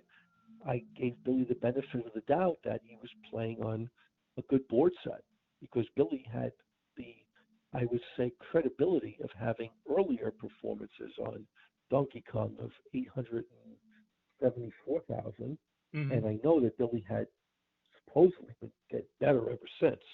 So when I saw Billy's 1,000,014, juxtaposed against Wiebe's 1.06, I'm thinking, okay, he edged him out by a couple thousand points. But did I question why isn't there any sound? I knew it was direct feed. Mm. That was evidence. But did I say, well, Billy, there's no sound to it? No, the answer is no for that. All Billy right. was actually given an extra level of accord, an extra level of consideration that other gamers were not. Was that fair? The answer is no. But Yeah. that's the way it was done back in those Yeah, days. that's so. And I guess the way you And explain it's sort of like with the current dispute and I'll tell you process. something else. I Yeah. never got the signed player agreement form from Billy. I got an email from him saying, here's my performance, Oh. which by de facto says, it's mine. So I have an email from Billy saying, I'm sending you my performance, Oh, interesting. which yeah, because he told me it's coming my way. He sent it to me. I received it. It's unpackaged coming from B. Mitchell, or however the hell he wrote his name on the label. So Yeah. I knew it was his. The player submission form was a formality at that point. So I assumed, yes, it's Billy's. Why? Because back in those days, how many people could get 1,000,000 points on Donkey Kong? Mm. Oh, It that too. never had Yeah. been done. It had never been done before. So how many other people are there that are even capable of getting a score that high? It was Billy and Steve, and it's not Steve's tape, so who else would be doing it? Billy's not going to be turning in a tape for Joe Schmo and claiming it's his. It's Mm-hmm. Billy's tape. When you look at the end score, it says USA. That's Billy's signature. Way he names his performance at the end. That's all I Yeah. needed to know. Was it a reasonable guess that it was Billy's? Yes. Was it letter of the law how it should have been adjudicated? No, Mm, because yeah. it should have been sound. They should have been, show me a video of you, showing the back of the board. Show me a video of you doing all the other stuff that goes with, a video performance. Billy was given extra consideration because he was Billy. Yeah. Unfortunately, yeah. There was a credibility issue. And, Billy's credibility was allowed to be part of the adjudication process. Yeah. Other gamers didn't have that consideration. So was that fair? The answer was no. But was it the reality of how Billy's performance was handled at that time? Yes. Yeah. Unfortunately, yes. And and I do recall asking you last time we chatted about the fact that the direct feed doesn't come with all the filming the board and stuff that was required of Wiebe. It But doesn't have all the bells and whistles because it can't. yeah, exactly, yeah. And uh, your answer about the sound, it's kind of like the Twin Galaxies dispute process today about how a player is not required by the rules to participate in the dispute process, but if they do, they can help their chances or they can hurt their chances. And it sounds Yeah, like and the by funny thing TG is, rules, if the, sound wasn't required, a player can include it, might help them, might not. yeah, and that's the funny thing because today some of the TG rules say that when there's music playing in the game, you can't record the music. So if you can't record the music, that means you can't record sound, period. All right. You can't just record, you can't record the performance and say, I'm going to squelch the sound. That means you have to data manipulate the performance itself, digitally manipulate it. So you're either recording sound or you're not. And if you're not recording sound and people are accepting it now, why am I getting blasted for accepting a performance without sound back then? Are we talking about performances where like somebody's listening to the radio while they play, or games with like No, copyrighted no, it's music? like performances that have, for instance, trademark music in the background. Ah, Like, for instance, Journey, I think, has Journey music playing in it, for example. yeah, or But I the think that Aerosmith whole thing with game, or sound as a crock, yeah, the whole thing with sound as a crock. Otherwise, how the hell can you adjudicate Guitar Hero? yeah, it's The true. whole thing Crazy is about Taxi's got sound. that. Yeah, Yeah, the whole thing is about sound. So yeah. I don't believe that Jace's policy is reasonable with respect to sound because if it's in the performance, TG can't be held liable for it. Mm, It's the recording of a performance as it's taking place, and if there's music in the background, so what? It's yeah. not. They're not monetizing it. If they're not monetizing it, so what? I guess it could be argued to be conditionally monetized, maybe just by like having it on the site. I I don't don't know. know. I don't know. Yeah, I don't know. I'm not a legal expert. Yeah, But as far as Billy's performance not having any sound, you know, it wasn't there. Was it the right thing to do? Probably not. But that's exactly what they're doing right now. They're not having sound in certain performances. that's an interesting point. Yeah, I hadn't thought about So it's like hindsight's a wonderful thing. But be that. consistent about it. It very much, yeah, very much is. Have you kept in touch with Brian Koo lately? And what do you think of him still being on Team Billy? I'm not in touch with him. The last time I saw Brian was during one of my last trips to ACAM in November, and I can't tell you if it was my 2017 trip or my 2018 trip. I can't remember, but I don't regularly keep in touch with him. I don't keep in touch with him at all. He's either there when I showed up at Fun Spot or he wasn't. But as far as him being part of Team Billy, I've always known going back to 2004 and prior that Brian and Billy were tight because they were both Donkey Kong players, and Mm. Brian was always enamored with Billy being the best Donkey Kong player, and Brian was actively trying to be a kill screen player. So it doesn't surprise me that Brian is 100% supportive of Billy, just like it doesn't surprise me that Chris Ira and Steve Sanders would be a 100% supportive of Right, Billy. yeah. So it doesn't surprise me. What does surprise me is Brian making that signed affidavit saying I stole the tape from Fun Spot and he witnessed me stealing it. That bothers me. Did he sign a statement in the legal threat? Yes, he signed an affirmation, an affidavit that I had taken a tape from Fun Spot's 2005 event and he witnessed me doing so. Damn, that's crazy. Hmm. I know So that for was Brian to do that, something put forward by the legal threat author. I forgot that Brian Koo had made a statement like that. oh yeah, that is the one thing that Koo has done to date that bothered me. Yeah, why Whatever would he he? wants to do, everyone's entitled to support Billy if they want. I know one of my good gaming friends, Greg Irway, is 100% behind Billy, and that's fine. I don't ever argue with him, one way or another against it or for it. But Brian stating that I stole the tape, that bothers me. Yeah, yeah, no, that, yeah, I understand. That would. I'm bringing that up right now, trying to see if I can. Because Billy had so many affirmations in that. Yeah, yeah, And yeah. that's one of the things about Billy's evidence package that cracks me up. He could have 100 different signed affirmations that say, Billy's a great guy. I never saw him cheat on a game. What does that have to do about the issue in question, that he Mm-hmm. didn't play in original hardware? Yeah. Nothing. Yep. It's just, dozens of people saying, Billy's a great guy. That's character affirmation. That has nothing to do with the facts of the case at hand. That's why all those affirmations that Billy said, Twin Galaxies didn't interview these people. Twin Galaxies didn't take it seriously. Well, I wouldn't take it seriously either. They're nothing more than character affirmations. Has nothing to do with the technical specifics of the lawsuit in hand. Mm-hmm.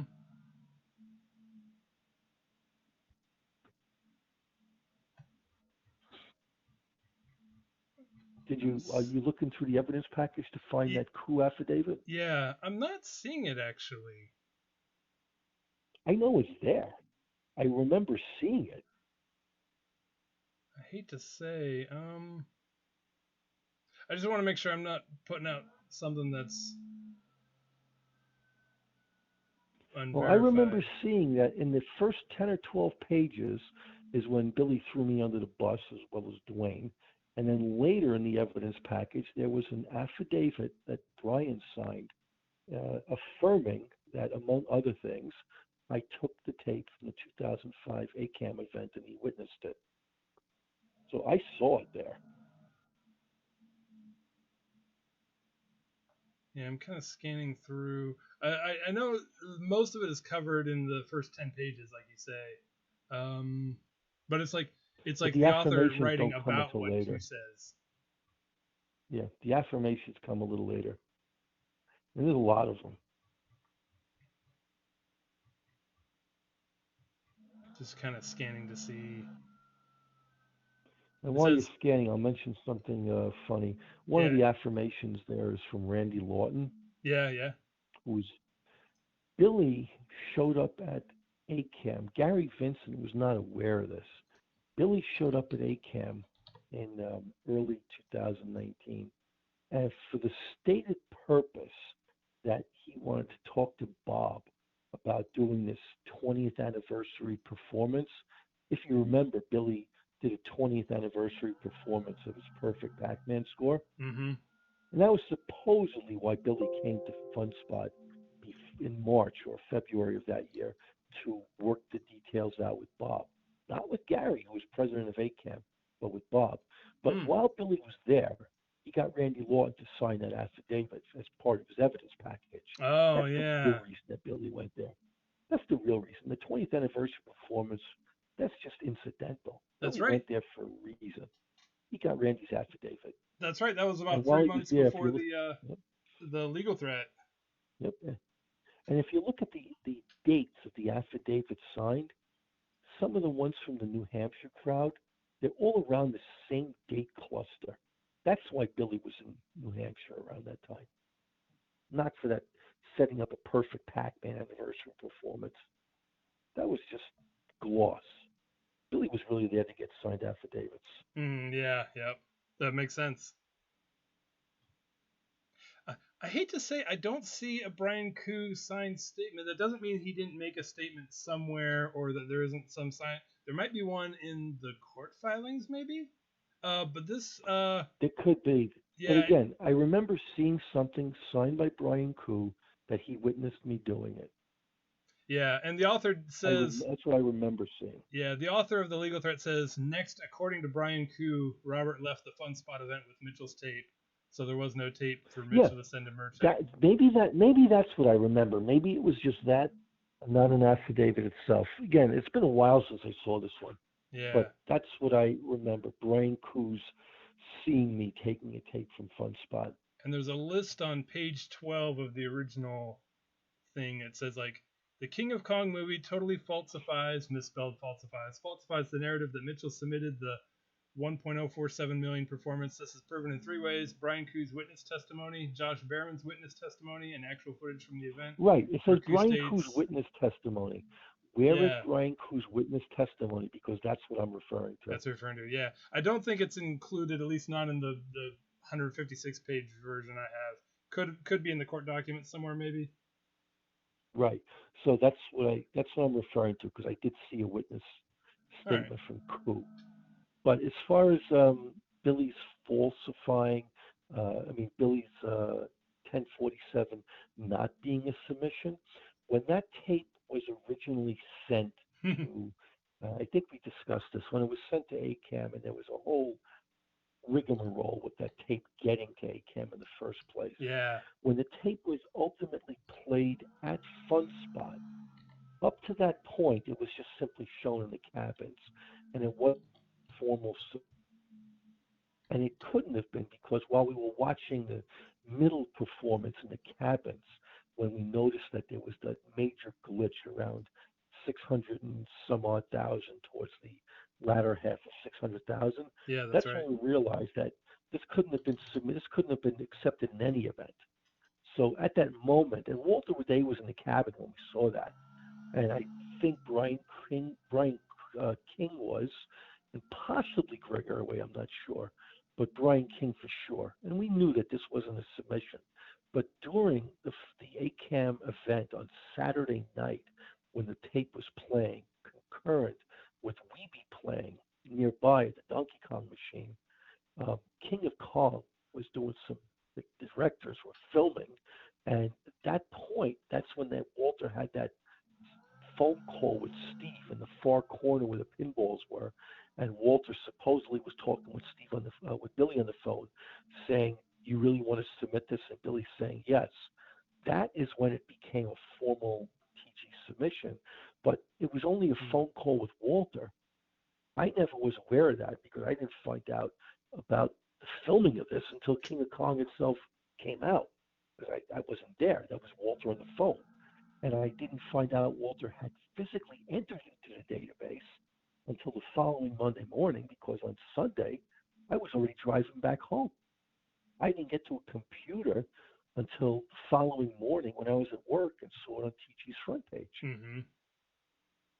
So was it a formal submission to TG? As far as King of Kong goes at that moment, yes. Yeah. But as far as to the referees, no. It was only a submission to Walter. And Walter wasn't the one that verified the score. He watched the tape of it, which means that Walter watched the tape with no player submission performance agreement form. Mm-hmm. He watched the tape with no boot up, no sound, nothing like that. And Walter accepted it. Yeah. So this goes to show you, why isn't Walter at fault for accepting this score? Why is everyone blaming referees? Yeah. Walter gets away scot-free like Teflon. And look what he gave a Yeah, thumbs that's up true. to. Not only that, he enters into the TG database, and he knows damn well it's not supposed to be accepted because of the glitch, because we discussed it in the cabins beforehand. Mm-hmm. Yet he just goes ahead and enters it to the database. He just does it anyway, yep. Yeah, so he just gets off scot-free no matter whatever the hell he does. Now, eventually, that score was taken down, and Billy did send you, and Yeah, no matter I what he took it- says I in his took legal thread, he sent you a copy of the tape, which, as you point out, Yeah. is different than the King of Kong tape because it has the little glitches, the visual glitches aren't there. Yeah, when I took the score down myself after calling Brian King up the morning after the ACAM event, because TG's old front page at the time used to have the top scores just entered into the database, and Billy's was right there. So it was on the front page, and I took it down within not even 10 minutes of being on the phone with Brian. They even mentioned it in the director's cut of KOK that if you listen to the audio, they say that I took the score down after the event. But yeah, Jesus Christ, I'm getting old. What was the original question?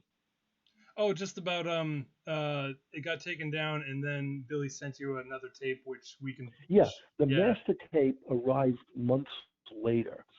Billy didn't initially send it out right away. It didn't arrive for a couple of months. And then when it arrived, I did the usual thing. I watched it. I chronicled. Here's how many points he made per stage afterwards. And then ultimately, that score got accepted by TG. Why? Well, why wouldn't it? It wasn't a double Donkey Kong performance. It wasn't a questionable performance. Did he use any illegal tactics or wrong settings, etc.? The one thing that I can tell you that, again, Billy got, let's just say, a double standard on, was the board set double check to make sure it's the right board set? Mm-hmm. No, because it was Billy Mitchell. We had no reason to doubt him at that point. Yeah. And then ultimately, the tape was sent to MTV as if it was a perfect performance. If you listen to my MTV interview, I'm talking about watching this performance by Billy Mitchell. I don't say it's a suspect performance. Yeah, I'm watching it as if this is the new world's record. Yeah. I have no reason to believe anything but. Mm-hmm. I've spoken to somebody who's really up on the technical evidence surrounding the MAME transitions, and my understanding is that on a very technical level, it's possible to demonstrate that this tape was a different recording of a different INP playback than the one that was shown at Fun Spot. If Billy is doing a MAME playback, because when I watched Billy's tape, the score thresholds that he had were consistent throughout, from beginning to end, especially where he was when his score went to all zeros, and what he ultimately finished the game with, the 1047-200. His scores were consistent all throughout. Yeah. So did he duplicate a performance using MAME? You know how ridiculously difficult that would be to take a live performance and then say, do the same thing on MAME? you don't know what the random points that are going to be awarded per, blue barrels, blue Yeah, pie carts are going to be, blue fireballs. You just don't know. there's no way to Fireball duplicate a behavior. performance like that. Even if you had it sat there and tried to task it on MAME, it would probably take you like a year to try and task the exact same performance. At least. You're talking frame by frame for a year. I mean, you'd have an easier time doing manual claymation, like the old Gumby claymation. Yeah. It'd be easier to do than this. Because So remember, did we don't, Billy do a live? yeah, we don't see a lot of the original tape in King of Kong. Like we don't have, like, obviously you saw the whole thing, but as far as in the movie and in the supplemental stuff, we don't see a lot of it. But they would have had no way of You see knowing what excerpts. small portions we saw. They would have had to recreate the entire thing. Correct. Yeah, you saw the key excerpts in the performance of the performance in the film, and Yeah. that's for the purpose of the film. That's probably all you need to see. Yeah. Basically, I mean, they were both from MAME, and the interesting thing is that it may be possible to demonstrate that they were not just two copies of the same INP playback recording, but like the INP file was played back multiple times and recorded multiple times. That the first one, Billy and his people probably kind of distressed the tape enough, thinking, well, they won't be able to tell it was MAME because we've kind of made it low quality recording and such. And when that wasn't accepted, they said, okay, we have to redo this at a little bit of higher quality, not redo the score, but redo the input recording. Digitally downgrading the quality of a tape is known. Did you ever see a Jean-Claude Van Damme movie called Lionheart? Nah. There's a scene of a video clip within the film itself, and it shows a video clip of some international fighter, and the video clip shows this international fighter destroying his opponent. Mm. And then later in the film, that same video clip is shown to a bunch of heavy gamblers, and that video clip is intentionally distressed so that they can't see at a certain point thereafter that this fighter, who at the early portion of the clip is getting beaten, all of a sudden does a turnaround and just destroys his opponent. So digitally distressing the performance, a tape, is a fact. It can be done. Yeah. You know what you're doing. Did Billy do it to his performance for the sake of whatever his reasons are? Is it possible he did it or had someone do it? Sure. Would it be something that we would suspect him of doing back in the day? Hell no. Mm-hmm. Yeah. Why would we think that Billy would intentionally send in an intentionally distressed performance up front and then a better quality thereafter? The thought would never have occurred to us that he would do that, or anyone else for that matter. Yeah. What purpose would that serve? You wouldn't have been trusting him in the first place if you thought he would do that. Yeah. In fact, we had no reason, even for someone that was really suspect, like a Roy Shildt, we would never suspect that even someone like Roy would do that. Mm-hmm. It would just never have occurred to us for someone to intentionally distress a performance and then have a variation of it which is less distressed. Mm-hmm. It would never have occurred to us. Mm-hmm.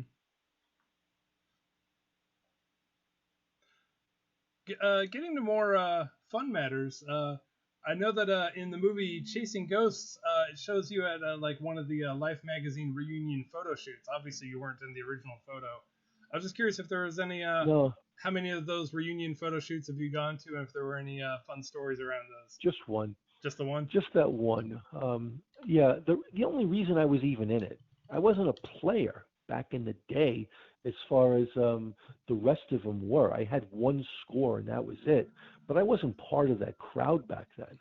I was just one score, nothing more. The only reason I was called into that Chasing Ghost shoot was because I was a TG referee at that point. Same for Todd. Todd wasn't one of the back in the day gamers, yet he was part of that shoot. But there was an amusing anecdote for it. They did have to clear out Main Street again, and we had a short window of time within which to shoot this. And as it was getting to be, let's just say, less than 10 minutes before the permit expired and the shit pick had to be taken, there was no sign of Billy. And then all of a sudden, lo and behold, with minutes to go, here comes Billy Mitchell with his flag tie and his black shirt, whatever the hell shirt he was wearing, coming from behind the building off in the distance at the last possible second. I gotta believe he was just standing around the corner for extra drama, just watching the clock run down and making a last second appearance. I gotta believe that's what Yeah. he was doing.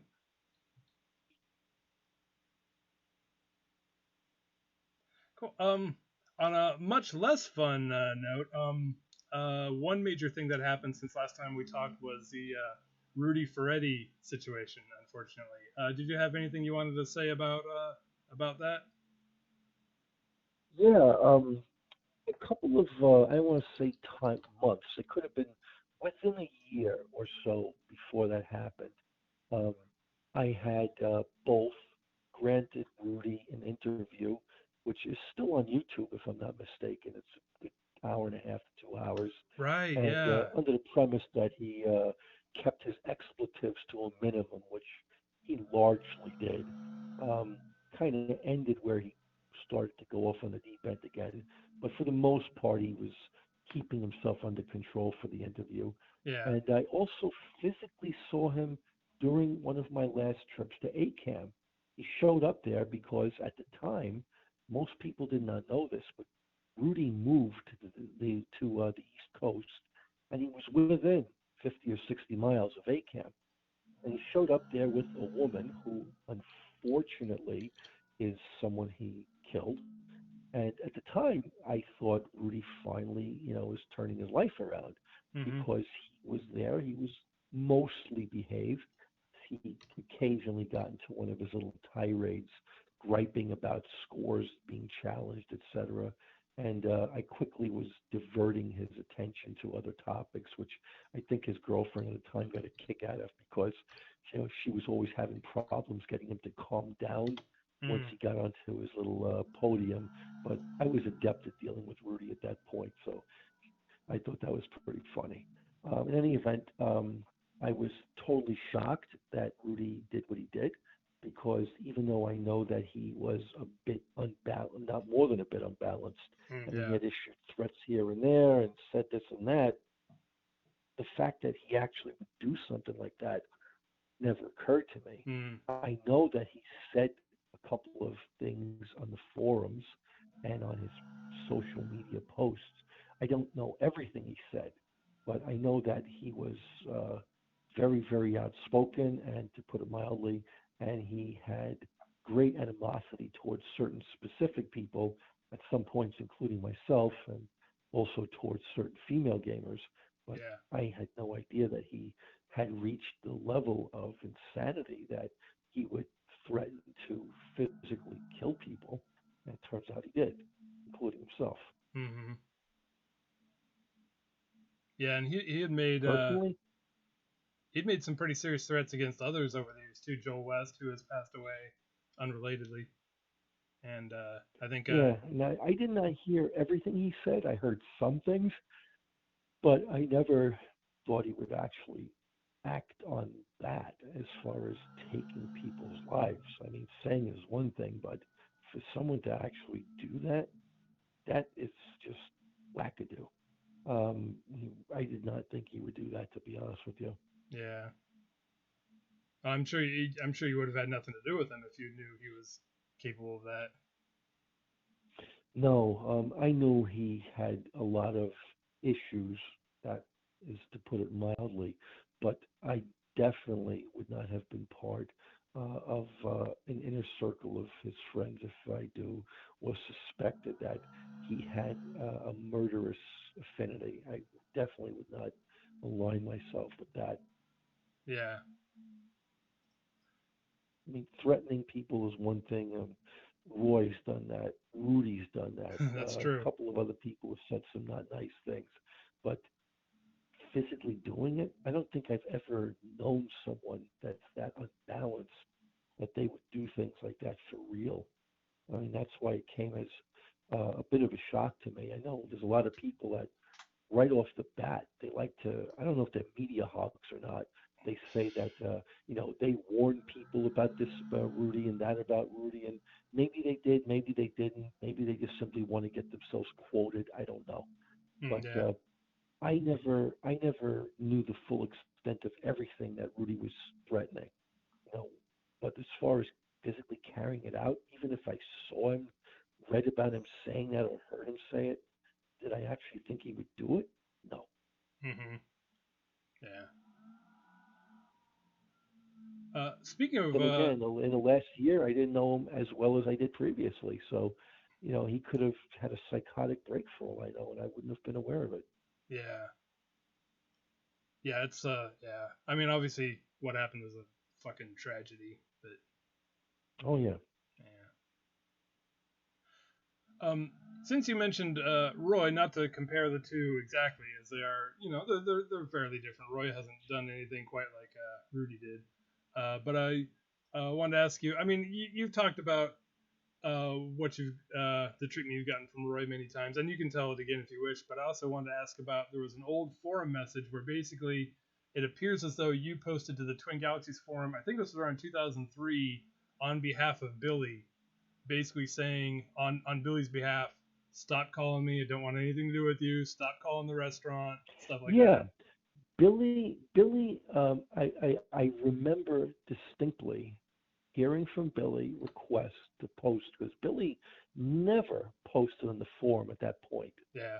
So Billy gave me a request to make a post on his behalf, specific things to state, because Roy was just out of control at that point, and Billy wanted something stated publicly. And there's only so many places to state it. Again, back in the day, there was TG, there was Mark Alpiger's forum at some point, and there was the Fun Spot forum, which eventually was shut down. There really wasn't anywhere else. Mm-hmm. So Billy asked me to make a post on his behalf, which I did, and that was that. And I left it at that. Yeah. No other real story behind that post. Not really. I mean, Roy at that point had been making a lot of boasts and claims of what he was going to do or what he might do, and it was getting out of control. So Yeah. Billy wanted something stated publicly, Mm-hmm. and that was that. All right. Yeah. So, are are you ready to talk about the Kaboom dispute? Oh, I thought we already mentioned the Kaboom. Oh, you mean my Kaboom dispute? Yeah, yeah.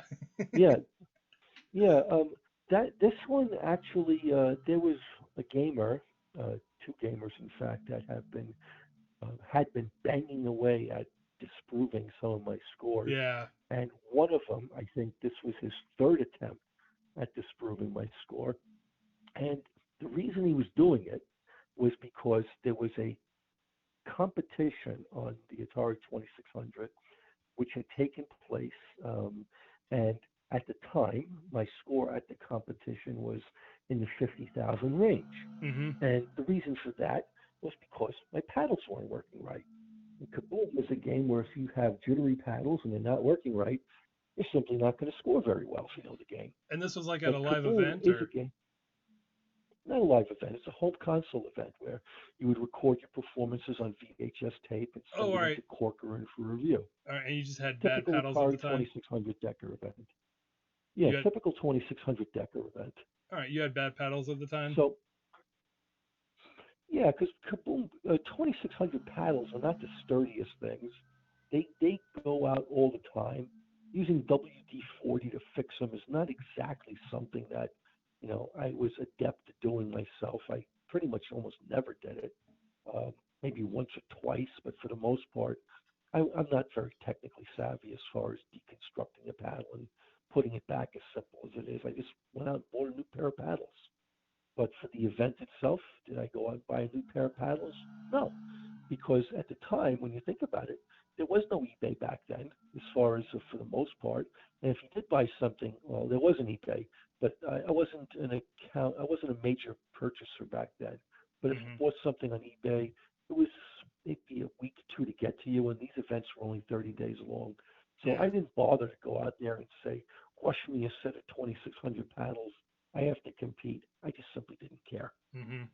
Eventually, after the event, I turned in a 1,000,000-point game to Corcoran, and it's something that I had done in the past on Kaboom decades ago before I was part of TG as a member. I got my best score in Kaboom was 1,000,000, followed by a second score where I think I was in the 920,000 range. And I died to a 950,000 range. I died stupidly. So it's not something I hadn't done before. So I formally did it again because, like a lot of 2,600 titles I was good at back in the day, like Chopper Command, etc., I sent in new scores to Corcoran to review because I never was part of TG back in the day when I was first playing at 2,600. And then years later, William Rosa, a.k.a. Snowflake on the forums, even though I like to call him Doughflake, he decides that because I had a performance score of 50,000, all of a sudden I have a score in 1,000,000, that there's a problem there. And the first thought that comes to my mind is the fact, okay, this score is now 17, 18 years old. Why the hell is this guy looking at scores from 18 years ago, cross-indexing them versus competition results if it is not part of a larger agenda? Oh, yeah. Because who the hell does this? Yeah. He's cross-indexing my competition results. Oh, why? What purpose does that serve? He says it's to protect the integrity of the forums, and that's incidental. Why is he looking at my scores? That's because I am the next big target. Corcoran scores are down. Todd's scores are down. What's the other one? Rodrigo Lopez's scores are down. Those scores, if a few of them are down, I'm the next big target because I'm the next old TG person with lots of records out there that they want gone. So Rosa takes it upon himself because he's had a gripe with me on the forums for years, and not score-related, just a general gripe on the forums, which is the way it started out. And he decides he's going to go after a couple of my scores, the last one of which is Kaboom. So I got, let's just say, annoyed, and I responded in the forums, and I said, okay, I gave Jace Hall all the information I possibly can on it, because A, it's a tape score sent to Corcoran. Do I save copies of my tapes? No, because that would require 2 VCRs, and I never had 2 VCRs back then to make recordings of games back in the day. I had 1 VCR at best. So I sent the tape to Corcoran, and that was that. And as far as did he enter into the database correctly? Do I know? Do I care? No. Did he enter the right date? I don't care. People think, for some reason, the gamers think that it is a obligation for a submitter that they have to make sure that the date is entered into the database properly. I have scores that I've submitted that aren't even in the database. They just were never entered. Now I'm being told that here's a score that has a date on it, which they say doesn't make any sense. Now, do I, when I submit a score, make sure that the date is right? Do I care? What do I need to care about the date for? The only date of a score that I remember well is my Star Wars arcade score from 1984. All the other scores I've ever submitted, I don't remember the dates for. I remember the year at best, such as my Scramble record.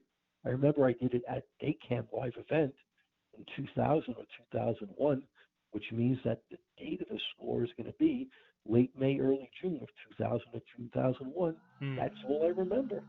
Yeah. But the date of the Kaboom score, do I know? Do I care when I sent it to Corcoran? No. So they're saying Robert's being dismissive about this. I'm not being dismissive about it. I simply never cared about it. All right, yeah. Score. Do you remember? I don't understand. Go ahead. I was gonna say, do you remember anything about when the 999999 was achieved or submitted, like a year at least? Or I told Jace that, well, first of all, it had to have been submitted to Corcoran before Corcoran was ousted. Yeah. Which limits it to a certain range of months and years. It just limits it. It was post a certain event that took place and pre his ouster. That's the best I could do. That's Is the best you limit to remember? that range.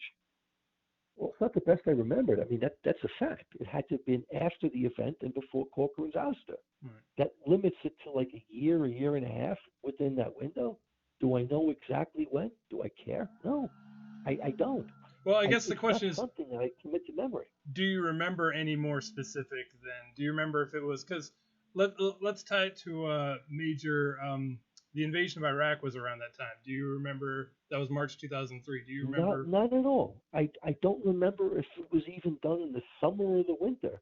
Hmm. Reason being is that most of the scores I was doing, I simply bought a cartridge off eBay, or there was a store in Manhattan that sold old 2600 cartridges.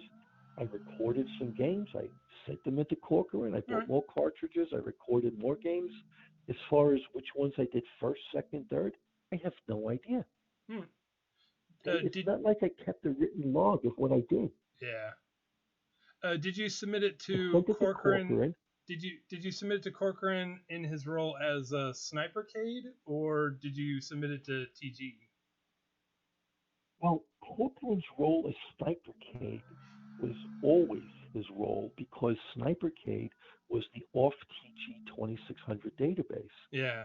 There were no 2600 scores on the TG database until after his ouster. They were always on Snipercade. All right. Most people don't know that. So basically, by submitting to Corcoran, it basically was a submission to Snipercade. It was a submission to Corcoran as a TG official, but where the scores resided was on Snipercade. All right, I got They you. were residing off database. All right. That was where Corcoran kept his 2600 scores, any other Atari scores, and also in television scores. All right. And Corcoran would have been the one who verified it then? He was the only 2600 referee. He was the worldwide Atari editor / Atari and television editor referee. All right, all right. Do you know, there's this weird bit, I was going over the dispute last night just to make sure that I'm up to date on everything. You probably got some notifications from me liking your comments in the thread. There was this weird bit about how there was a 1985 date attached to the score, like in the database, like behind the scenes where again, the public couldn't see it. When a referee enters a score into the database, there's a couple of things that happen. For starters, the database didn't have a quality control check at the data entry programming side. So if somebody entered, for example, 1965, it wouldn't have said, "Are you sure?" Yeah. There was no provisions like that. You could have entered 2065. It still would have accepted it. So as far as the accuracy of the data, if somebody typed the wrong score in, the wrong data, the system would have accepted it. The only thing that's consistent back then is the referee had to physically log in order to enter a score. Yeah. And every referee had their own login. But what I can't remember 100% is while the referee had to enter the score with their own login, once they were in, I can't remember if the referee verifying referee field was a drop-down menu or was it automatically keyed to their login. I can't remember. Can't remember that? Meaning, Right. if Corcoran was logged in, was it automatically attributed to him, or did it allow him to choose another referee, just like when I was logging in scores? I don't remember. All right. Only Brian King would remember that. All right. But as far as the date of 85, again, when I submitted scores to Corcoran, was I double checking that he entered the date correctly? No. Yeah.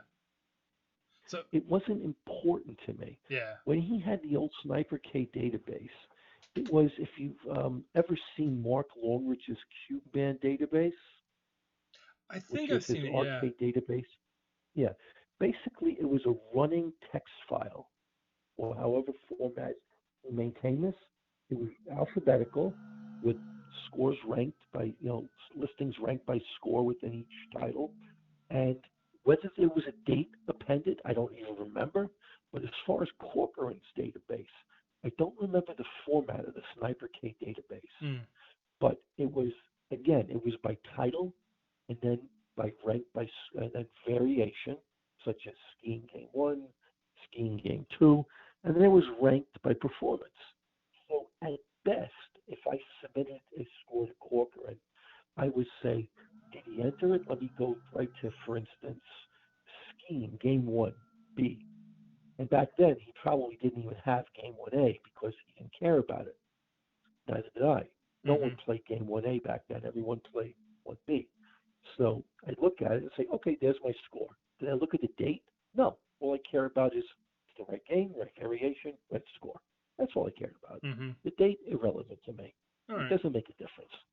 If you put July 1st or July 2nd, I'm not going to call the guy up and say, oh, you got my date wrong. If you got the year wrong, I'm not looking at the date as far as the month. What do I care about the year? It doesn't make a difference. All I care about is the score. All right, yeah. So you basically, you have no idea how the 1985 date got attached to it? No, because he's the person responsible for entry. So if he made a, pardon my French, fuck up, I'm not going to go back and proofread the guy. Yeah. I had my own hands full with all the scores I was verifying. So if I sent him any performances, back when I was doing referee work, I'm assuming, he's competent and he's going to enter it correctly. And before I was a referee, if I sent any scores in, I'm assuming again he's going to enter it correctly. I can't proofread him because it's not my job to. Yeah. My job was, back then I was a gamer. My only job is record it and send it to the referee, and hopefully they adjudicate it and enter it. That's it. I didn't care if he typed the scoring wrong.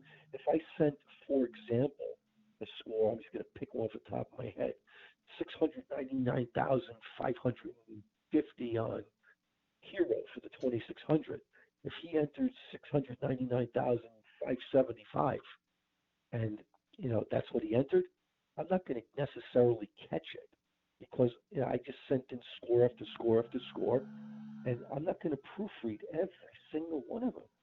Otherwise, it creates like a sense of doing a second job. Yeah. You had mentioned a lot of. Oh, go ahead. A lot of gamers feel that it is an obligation to double check the accuracy of what is entered on behalf of your scores. And I differ from their perspective on this because, quite honestly, I don't care. I'm in the database for a number of scores that, if you want to call it legacy or whatever, be my guest. But do I care if it's listed as 32.95 or 32.94? I don't care at this point. It's a 20-year-old score. Well, I got more important things to worry about.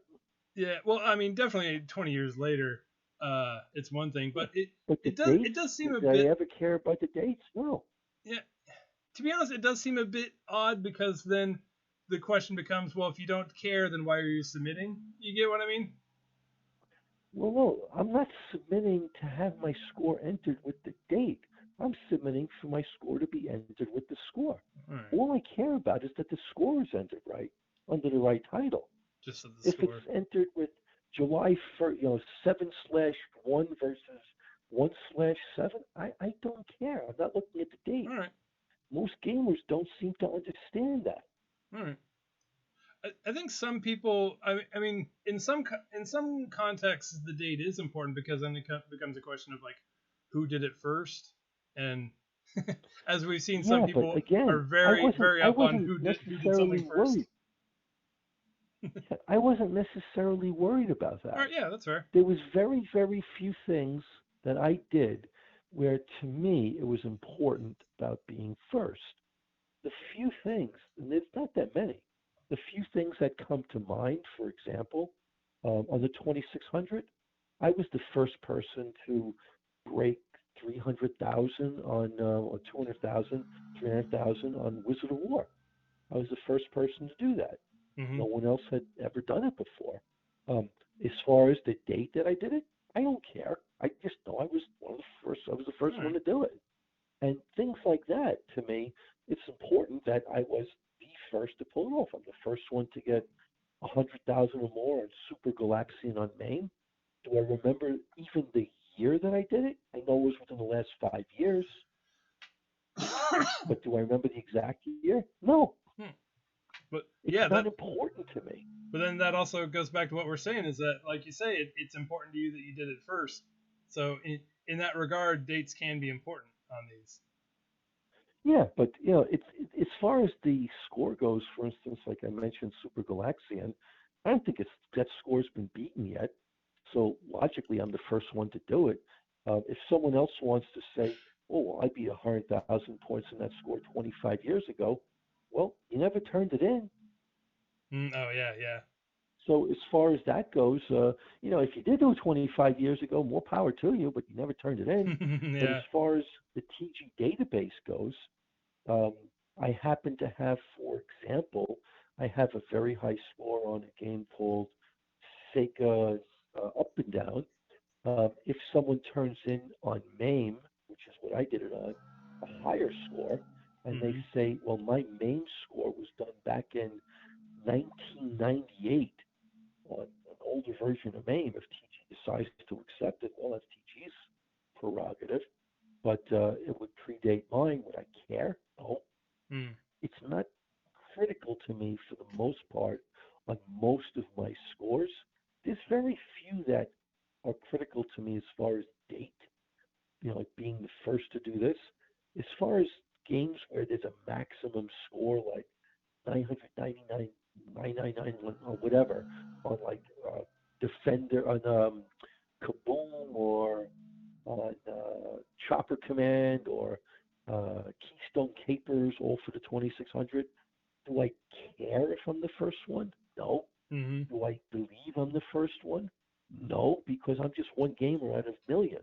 Oh yeah. Many of which never turned into TG. I would have no illusion that I was the first of anyone on any 2600 title to max it out because of how many millions of other gamers are out there. Yeah, that's true. That's another point. Yeah. Yeah, that's why I never made a big deal about being first. I mean, somebody pointed out that the date of my Kaboom score would make me the earliest verified Kaboom 999. I never mentioned that once in the forums that, yeah, I'm the first. First of all, I didn't realize it because of the date. Second of all, I didn't care. Yeah. It's not important to me. I know that on a game called 2600 Commando, which was yet another game that Rosa was questioning, they were questioning why I cut my score off at exactly 1 million, which cracks me up. Because later people said, well, the game just, you just keep on playing. I did not know that the game was going to keep on playing, as I expressed in the forums. So as far as I know, the game could have maxed out. So all I intended to do was to get 1 million. And at the time, no one ever did. I did it, and that was that. I didn't care about points beyond 1 million. I just killed my game off. All right. And they're making that sound like that was some, problem by my doing so. That's why a lot of times when these gamers question my scores, the logic in their arguments just doesn't make any sense to me. Yeah. If I'm to be fair, you have said that about Billy's tapes in the past, that he throws away world record points after the record is achieved, and you've always felt that was suspicious. What he's doing something different than what I did. Like I mentioned Commando, I stopped at 1 million. That's because I simply wanted to get 1 million, which I did. What Billy's doing is he is different. He's showboating. Yeah, that's Billy is getting a certain score, and then he's just willfully throwing his game away, even though, it's a finite completion game, Donkey Kong. Yeah. What purpose does it serve to end your game, 5 or 10 boards before the end? That's just true. Because you're Billy Mitchell. What the hell purpose is that? Yeah, that's true. And that's a big difference in a marathon game where you have to end at some point just because you could keep going. Like I said at ACAM, and it's not a TG score, it's an ACAM score. I said 1.5 million on Pandora's Palace arcade during one of my last ACAM trips. I willfully gave that game up. Why? Because I had dinner guests coming to my cabin within 15 minutes. Mm. I had never, ever up to that point willfully ended a world record in progress that I was fully intent under normal circumstances to keep going at. Yeah. It was the one time I had to do it, and that was the reason. I had dinner guests coming. Mm-hmm. Billy just decides to do it on a very blasé note because he's Billy Mitchell. He has a world record pace score, and he stops doing it because he's Billy Mitchell. Yeah. Who the hell does that? Just showboating. Nobody. Yeah. Nobody. It's showboating. It's true. So that's the big difference between, when I say, for instance, I stopped playing Commando at 1,000,000 versus what Billy did. There's a huge difference between the two. Yeah, no, I get that. I have a couple more. There's another reason I stopped the game as well. While I remember it, I had a score of, I think, something like 515,515 on Demon Attack, some oddball number like that. Why did I stop? It was one of those times when I just didn't feel like playing it out any longer. Period. I just got bored. So I decided to stop on some interesting score. I tried to do the same thing on Circus Atari, and I put up at the time, which was a high score, 55,678. Why? Because I botched putting up all fives. Oh. So I quickly put up 5, 5, 6, 7, 8 and left it at that. Oh, yeah. And gamers today can't seem to understand the concept of willfully stopping on certain scores because it just never dawns on them that players might do something like that. Yeah. There's reasons why I think when I was playing Snoopy in the Red Baron for the 2600, I put up 111,110 or something like that, or 111,100. I just put up a score that looked interesting, and I quit. And that was that. So I got bored of playing. Mm-hmm. I had a couple more questions related to the Kaboom stuff. So there's a thing where you had said that you had maxed out Kaboom. There's like a profile on the Twin Galaxies website where you had said that you had maxed out Kaboom years ago and you're going to do it again. Do you think that, like, is that related to, do you remember when you did that? Could that be the source of the 1985 date maybe? No, the profile that was written was a while ago. Yeah. I don't even remember when the profile was created. It was probably 2001 or prior. Yeah, I think that was 2001 or prior. Yeah. At the time, I cited a couple of my older performances. I think in that bio, if I remember correctly, I might have even mentioned that my hike score on Scramble was in the 300,000 range. And I had since broken it after that article. Oh, yeah. I mentioned a couple of my older scores, but there was a couple of things that I had intended on revisiting from decades prior, games that I was good at decades prior that I didn't have a TG score at, which is one of the reasons why I kept on buying 2600 cartridges on eBay to kind of revisit yesteryear and try to get certain scores commensurate to what I had done in the past. In most cases, I did. In some cases, I couldn't quite do what I did in the past. I'm not like a perfect gamer. Yeah. But for Kaboom, I had done it and I did it again.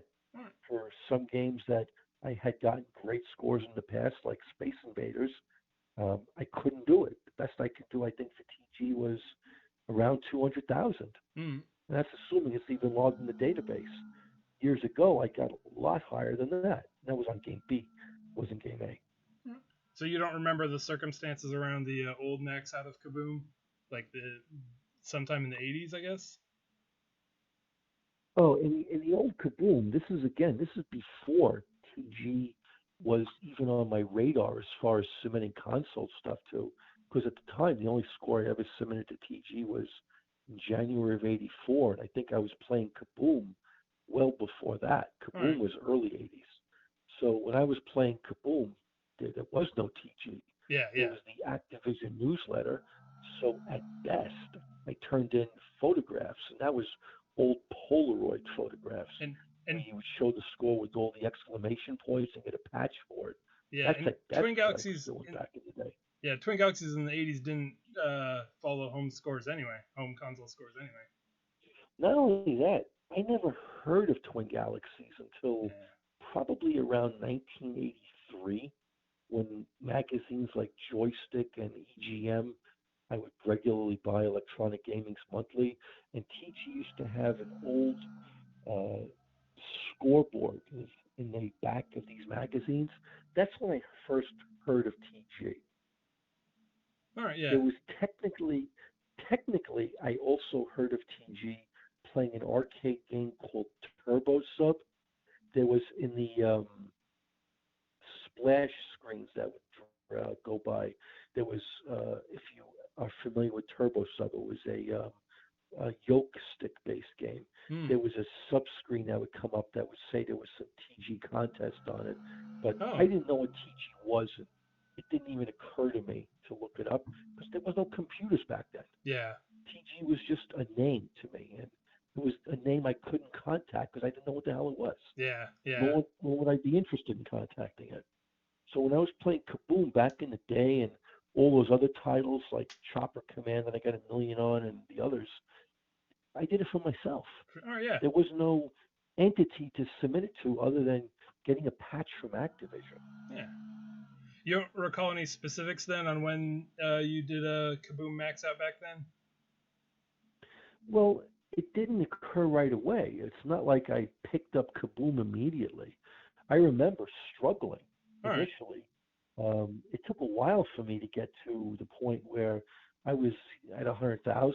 I remember a climb. It didn't occur, gradually. It took a while for me to get to 100, and eventually I was at 200 and 300. I hit 500 at some point. I made a quantum leap to 920, which was 950 range. That pissed me off because I died and it was avoidable. Not like the paddles gave out on me. But eventually I got my million, and that was that. All right. You don't remember like any just kind of at some point in the 80s? Do you remember any kind of year attached to it, or? Well, yeah, it would have probably been within the first year and a half of the game coming out. All right. So I know that it didn't take me 2 years to get good at Kaboom. I probably did it within the first year and a half. I sent in to Activision the photograph, and at the time I had a small number of patches. Not that many, because I wasn't good at every Activision title. Just maybe 5 or 6 patches I got, and that was that. All right. That's all you had to look forward to back then was patches. Yeah, the old Activision patches.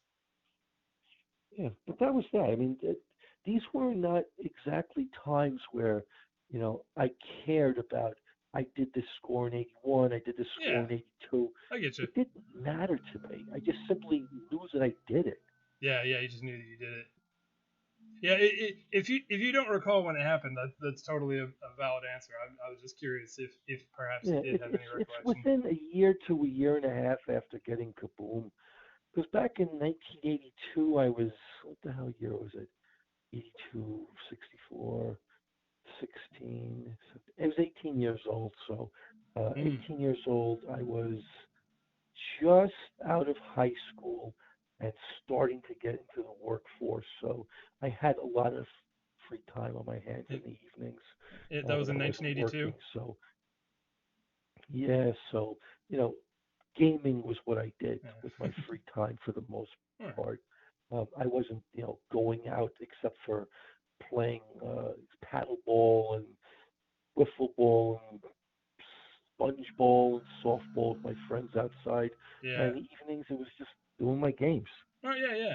When I was in high school, I'd come home and was doing the games at home. And once the arcade stuff came out, then of course I did some arcade gaming as well. Yeah. But at home, it was just consoles because that's all you had.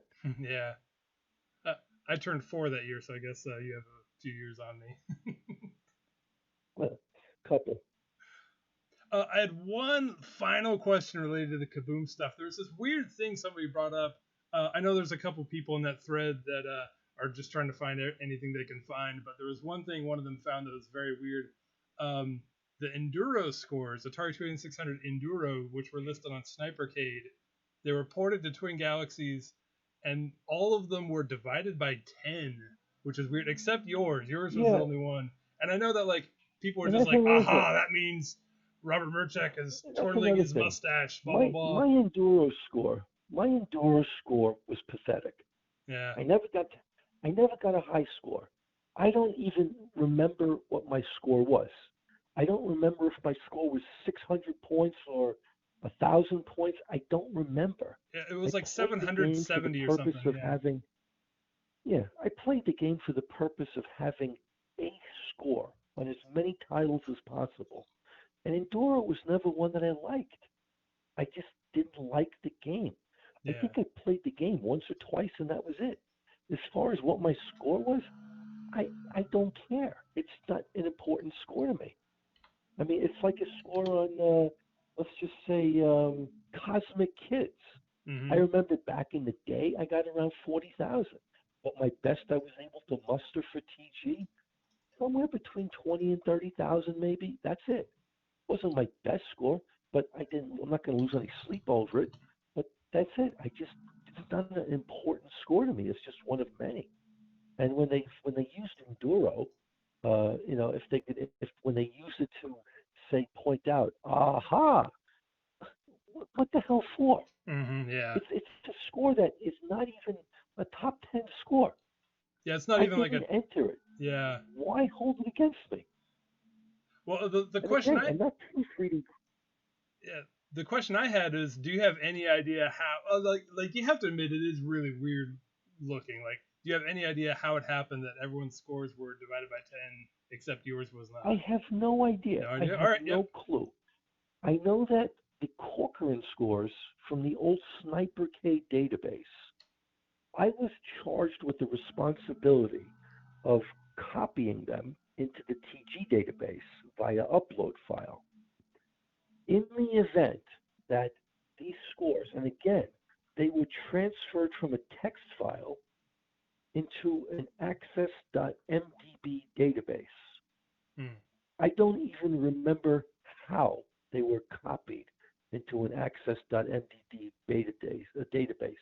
Did I throw them into Excel? Did I copy paste them into Access MDB? I don't remember how I did it back in the day, but I do remember populating the database for the purpose of uploading it. That I do remember. And if I made a calculation error in terms of copying information from one source document to another, that would have been my fault. Do I have the source document from Snipercade? No. Can it be obtained via the Wayback Machine, the archive.org, whatever that site's called? Yeah. I don't know. But again, if it's a matter of copy-paste error because it was uploaded wrong, did I copy something wrong? It's possible. I can't remember. This is now 18, 19 years ago. Yeah. And that's why when people point this out as an aha moment, I don't care. Yeah, yeah. Because to me, all right, if a clerical error was made, don't hang me out to dry for it. And if Corcoran himself made the error and I simply copied what was in his database, why blame me? Yeah. But the bottom line is, at this late date, you're talking about a score that's 600-700 points on a game. You're using this as to bolster your argument? Are you effing kidding me? I mean, really? It was odd enough that I felt I should ask just in case you had any idea how it happened. But yeah, it's just kind of a weird. I don't know how it happened. But I think it's preposterous that they're using this, of all scores out there, as a finger pointing tactic. Yeah.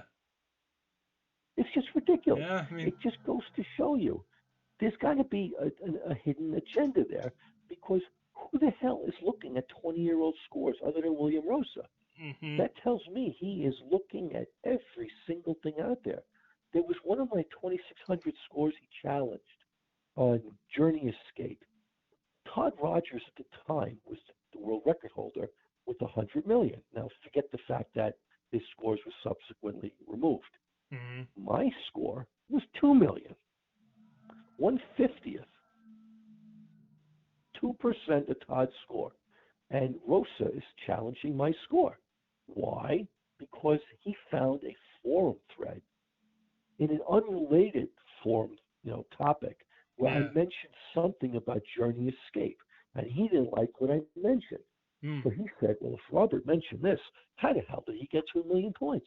Well, the thing is, what I mentioned in that thread was a generality. And he's looking at comments that I made a year or two prior for something that has to do with the score I had. So what the hell is this guy doing with his free time, looking at threads from 18 years ago and cross-referencing them to scores that I made? Mm-hmm. This guy has got to be, he has to have an agenda. And to the extent, the level of depth that he's going into, what is this guy doing with his free time? He obviously has some kind of axe to grind with you, and I haven't really, I don't know. It's his thing, I guess. I know what the axe to grind he has is. He's been grinding an axe ever since on the forums. He didn't like the fact that I was commenting on some forums where, in his opinion, I didn't have an in-depth understanding of the topic itself. So he felt that if you don't know the details of the topic, you shouldn't be responding. And I said, where does it say that opinions cannot be offered? Yeah. Where? Nowhere. And ever since then, he has had issues with me on the forum. And then later it became about scores and refereeing stuff. So he has had an axe to grind to me from going way, way back. But as far as investigating scores, he even challenged my Wizard of War score. It was a 2600 score. I think I was around 40,000 points. He was saying, Robert couldn't have gotten 40,000 points. No one can. And I subsequently took out a bounty on that score. And sure enough, within 24 to 48 hours, somebody beat my 40,000 points score. Which game was that again? And Wizard of War. Wizard of War, all right. No, not Wizard of War. Venture. All right, yeah, that was actually my next question. There was last year you put out a bounty on Atari 2600 Venture, and somebody claimed it? And right, somebody beat it. All right, yeah. And then a comment was made at some point. Well, that just simply means they're able to do it. It still doesn't mean you could do it. I'm ready to bang my head against the wall when I hear things like this. Yeah. You could say that about any score. Just like you could say Brandon Erickson got 287 million on Star Wars Marathon. You got 300. That's not possible. He got 97.5% of my score, and they could say, well, 300 million is not possible. It's just too high. I mean, at what point do you say it's an unreasonable argument that they're making? I mean, there's a certain point where reasonability just gets thrown out the window. So when they start questioning things like my 40,000 point venture score, I mean, this just tells me this is an agenda at this point. Yeah, honestly, I mean, they raise some interesting questions sometimes, but there's a lot of it's clear they're looking for the thing and finding the thing that they're looking for, even if it's not really, doesn't really stand up to scrutiny. What their goal is, in my opinion, they want to do to me exactly what was done to Todd. The teaching rule that states if one score is found to be false, then all scores are summarily removed from the database. So they want to find, wherever they can, by any means necessary, a score where they say it can't be proven. And then, okay, can't be proven, take them all down. Yeah. And then they're happy they won. Then they're happy they won. Now, none of my scores are ever going to be proven as false because none of them are false. Yeah. But they're looking for some tiny little thread, which is why, like I mentioned, Roaster on my Journey Escape for, he took a comment from an unrelated thread from like a year or two prior. On my Kaboom score, he's looking at a competition performance that occurred at some point 18 years ago. juxtaposed to my TG record score. This is what he's doing. He Mm-hmm. is just hammering away, and he's just waiting to find something. There's nothing there to be found, but this is what this guy does with his free time. Yeah. Well, I hate to say, this has been a fantastic interview, and honestly, I could keep going, except for the fact that my window to do this closes at noon my time, which is about 12 minutes. And I actually have leftover questions, so if you're up for it, we should do this again sometime. I do have Yeah, I one have no more. problem with that. Awesome, yeah, thank you. And thank you immensely for your time today. I got one more question I can throw out for you as kind of the grand finale, I guess. Um, do you have any sense Mhm. of whether those remaining in Billy's circle now, during all his lawsuits and stuff, do you think they still really believe his lies, or at this point, do you think some of them are just kind of going along with it because it suits them for whatever reason? Well, Billy's inner circle is Steve Sanders, Chris Ira, Brian Koo, and Ken Sweet. Hmm. They're the diehards. I'm going to assume that his inner circle includes his wife and his kids. Yeah. Will they ever sway from their opinion of Billy? No. Hmm. Walter is never going to speak out against Billy no matter what he believes. It goes against his best interest to do so. So Walter is going to firmly resolve that if Billy says he did it, it must be true. Yeah. The others, whatever they privately think, I have no idea. I can't speak for them. Yeah. But these are the diehards. They will not waver one bit. They are 100% pro Billy with their dying breath. Are They'll there believe any him to the people end. that have since till the end, especially Billy Mitchell Jr., who Oh will yeah. never speak out against his father? But as far as are there other people out there that have since seen the light? Sure, there are. I mean, I'm one of them. Yeah. Dwayne is another one. Yep. A few people are actually some technical people like Carlos Pinero, Yes. David Race. Clyde South, They've David Race. Yep, they have seen Billy for what he truly is.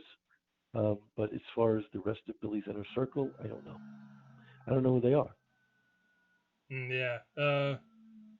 He doesn't have a huge circle at this point. There's Rob Childs and Neil Hernandez and Huh. Well, Casey he does Ross. have one now that it comes to mind. Robbie Lakeman. Oh yeah, Robbie that's one. Lakeman is he drank the Kool-Aid. That's the best way for me to put it. Yeah.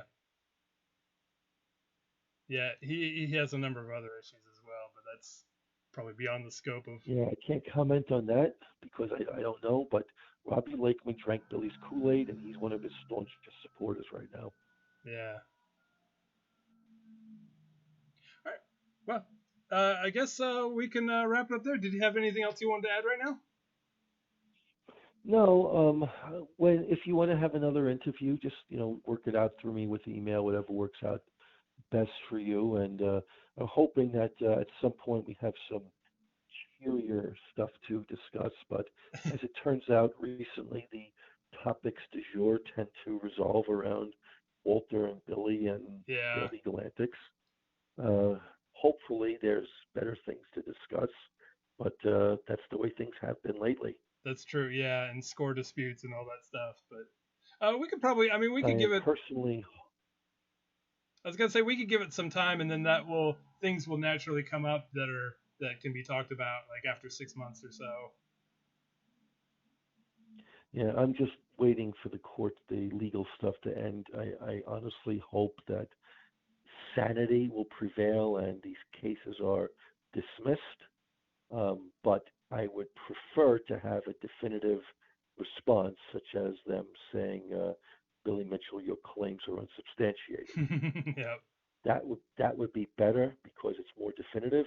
But if they just simply throw it out on technical grounds, that's really unresolved. I'd like to see some resolution in this, Yeah. and of course, I'm hoping that the resolution is pro TG in this respect because Hmm. TG, in my opinion, they made the right call. They say it's not original hardware, and that's that. Yeah. They're not questioning anything but. They've always been behind that one premise, and I disagree with the court case that recently went in Billy's favor that said that it has to go into the next phase because TG didn't review his evidence package properly, which I think is a crock.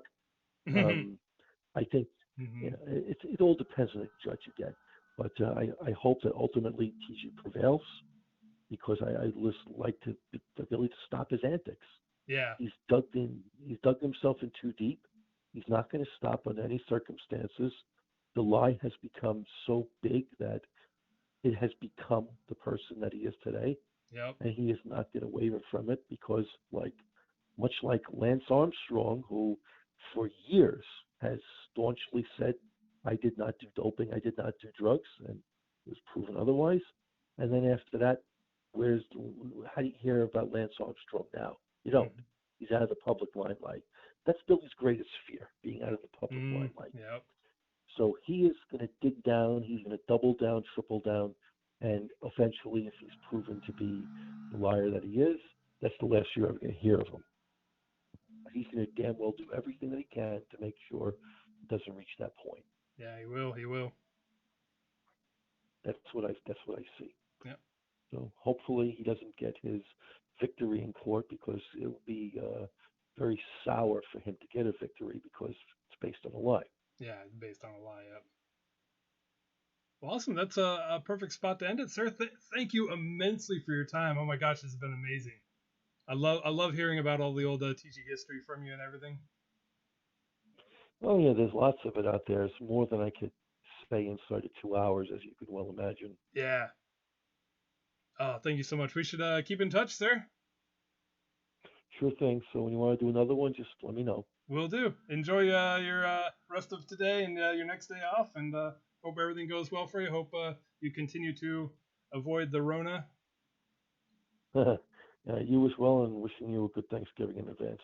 Awesome. Oh, yeah, you too. Happy Thanksgiving, sir. Take care. Talk to you soon.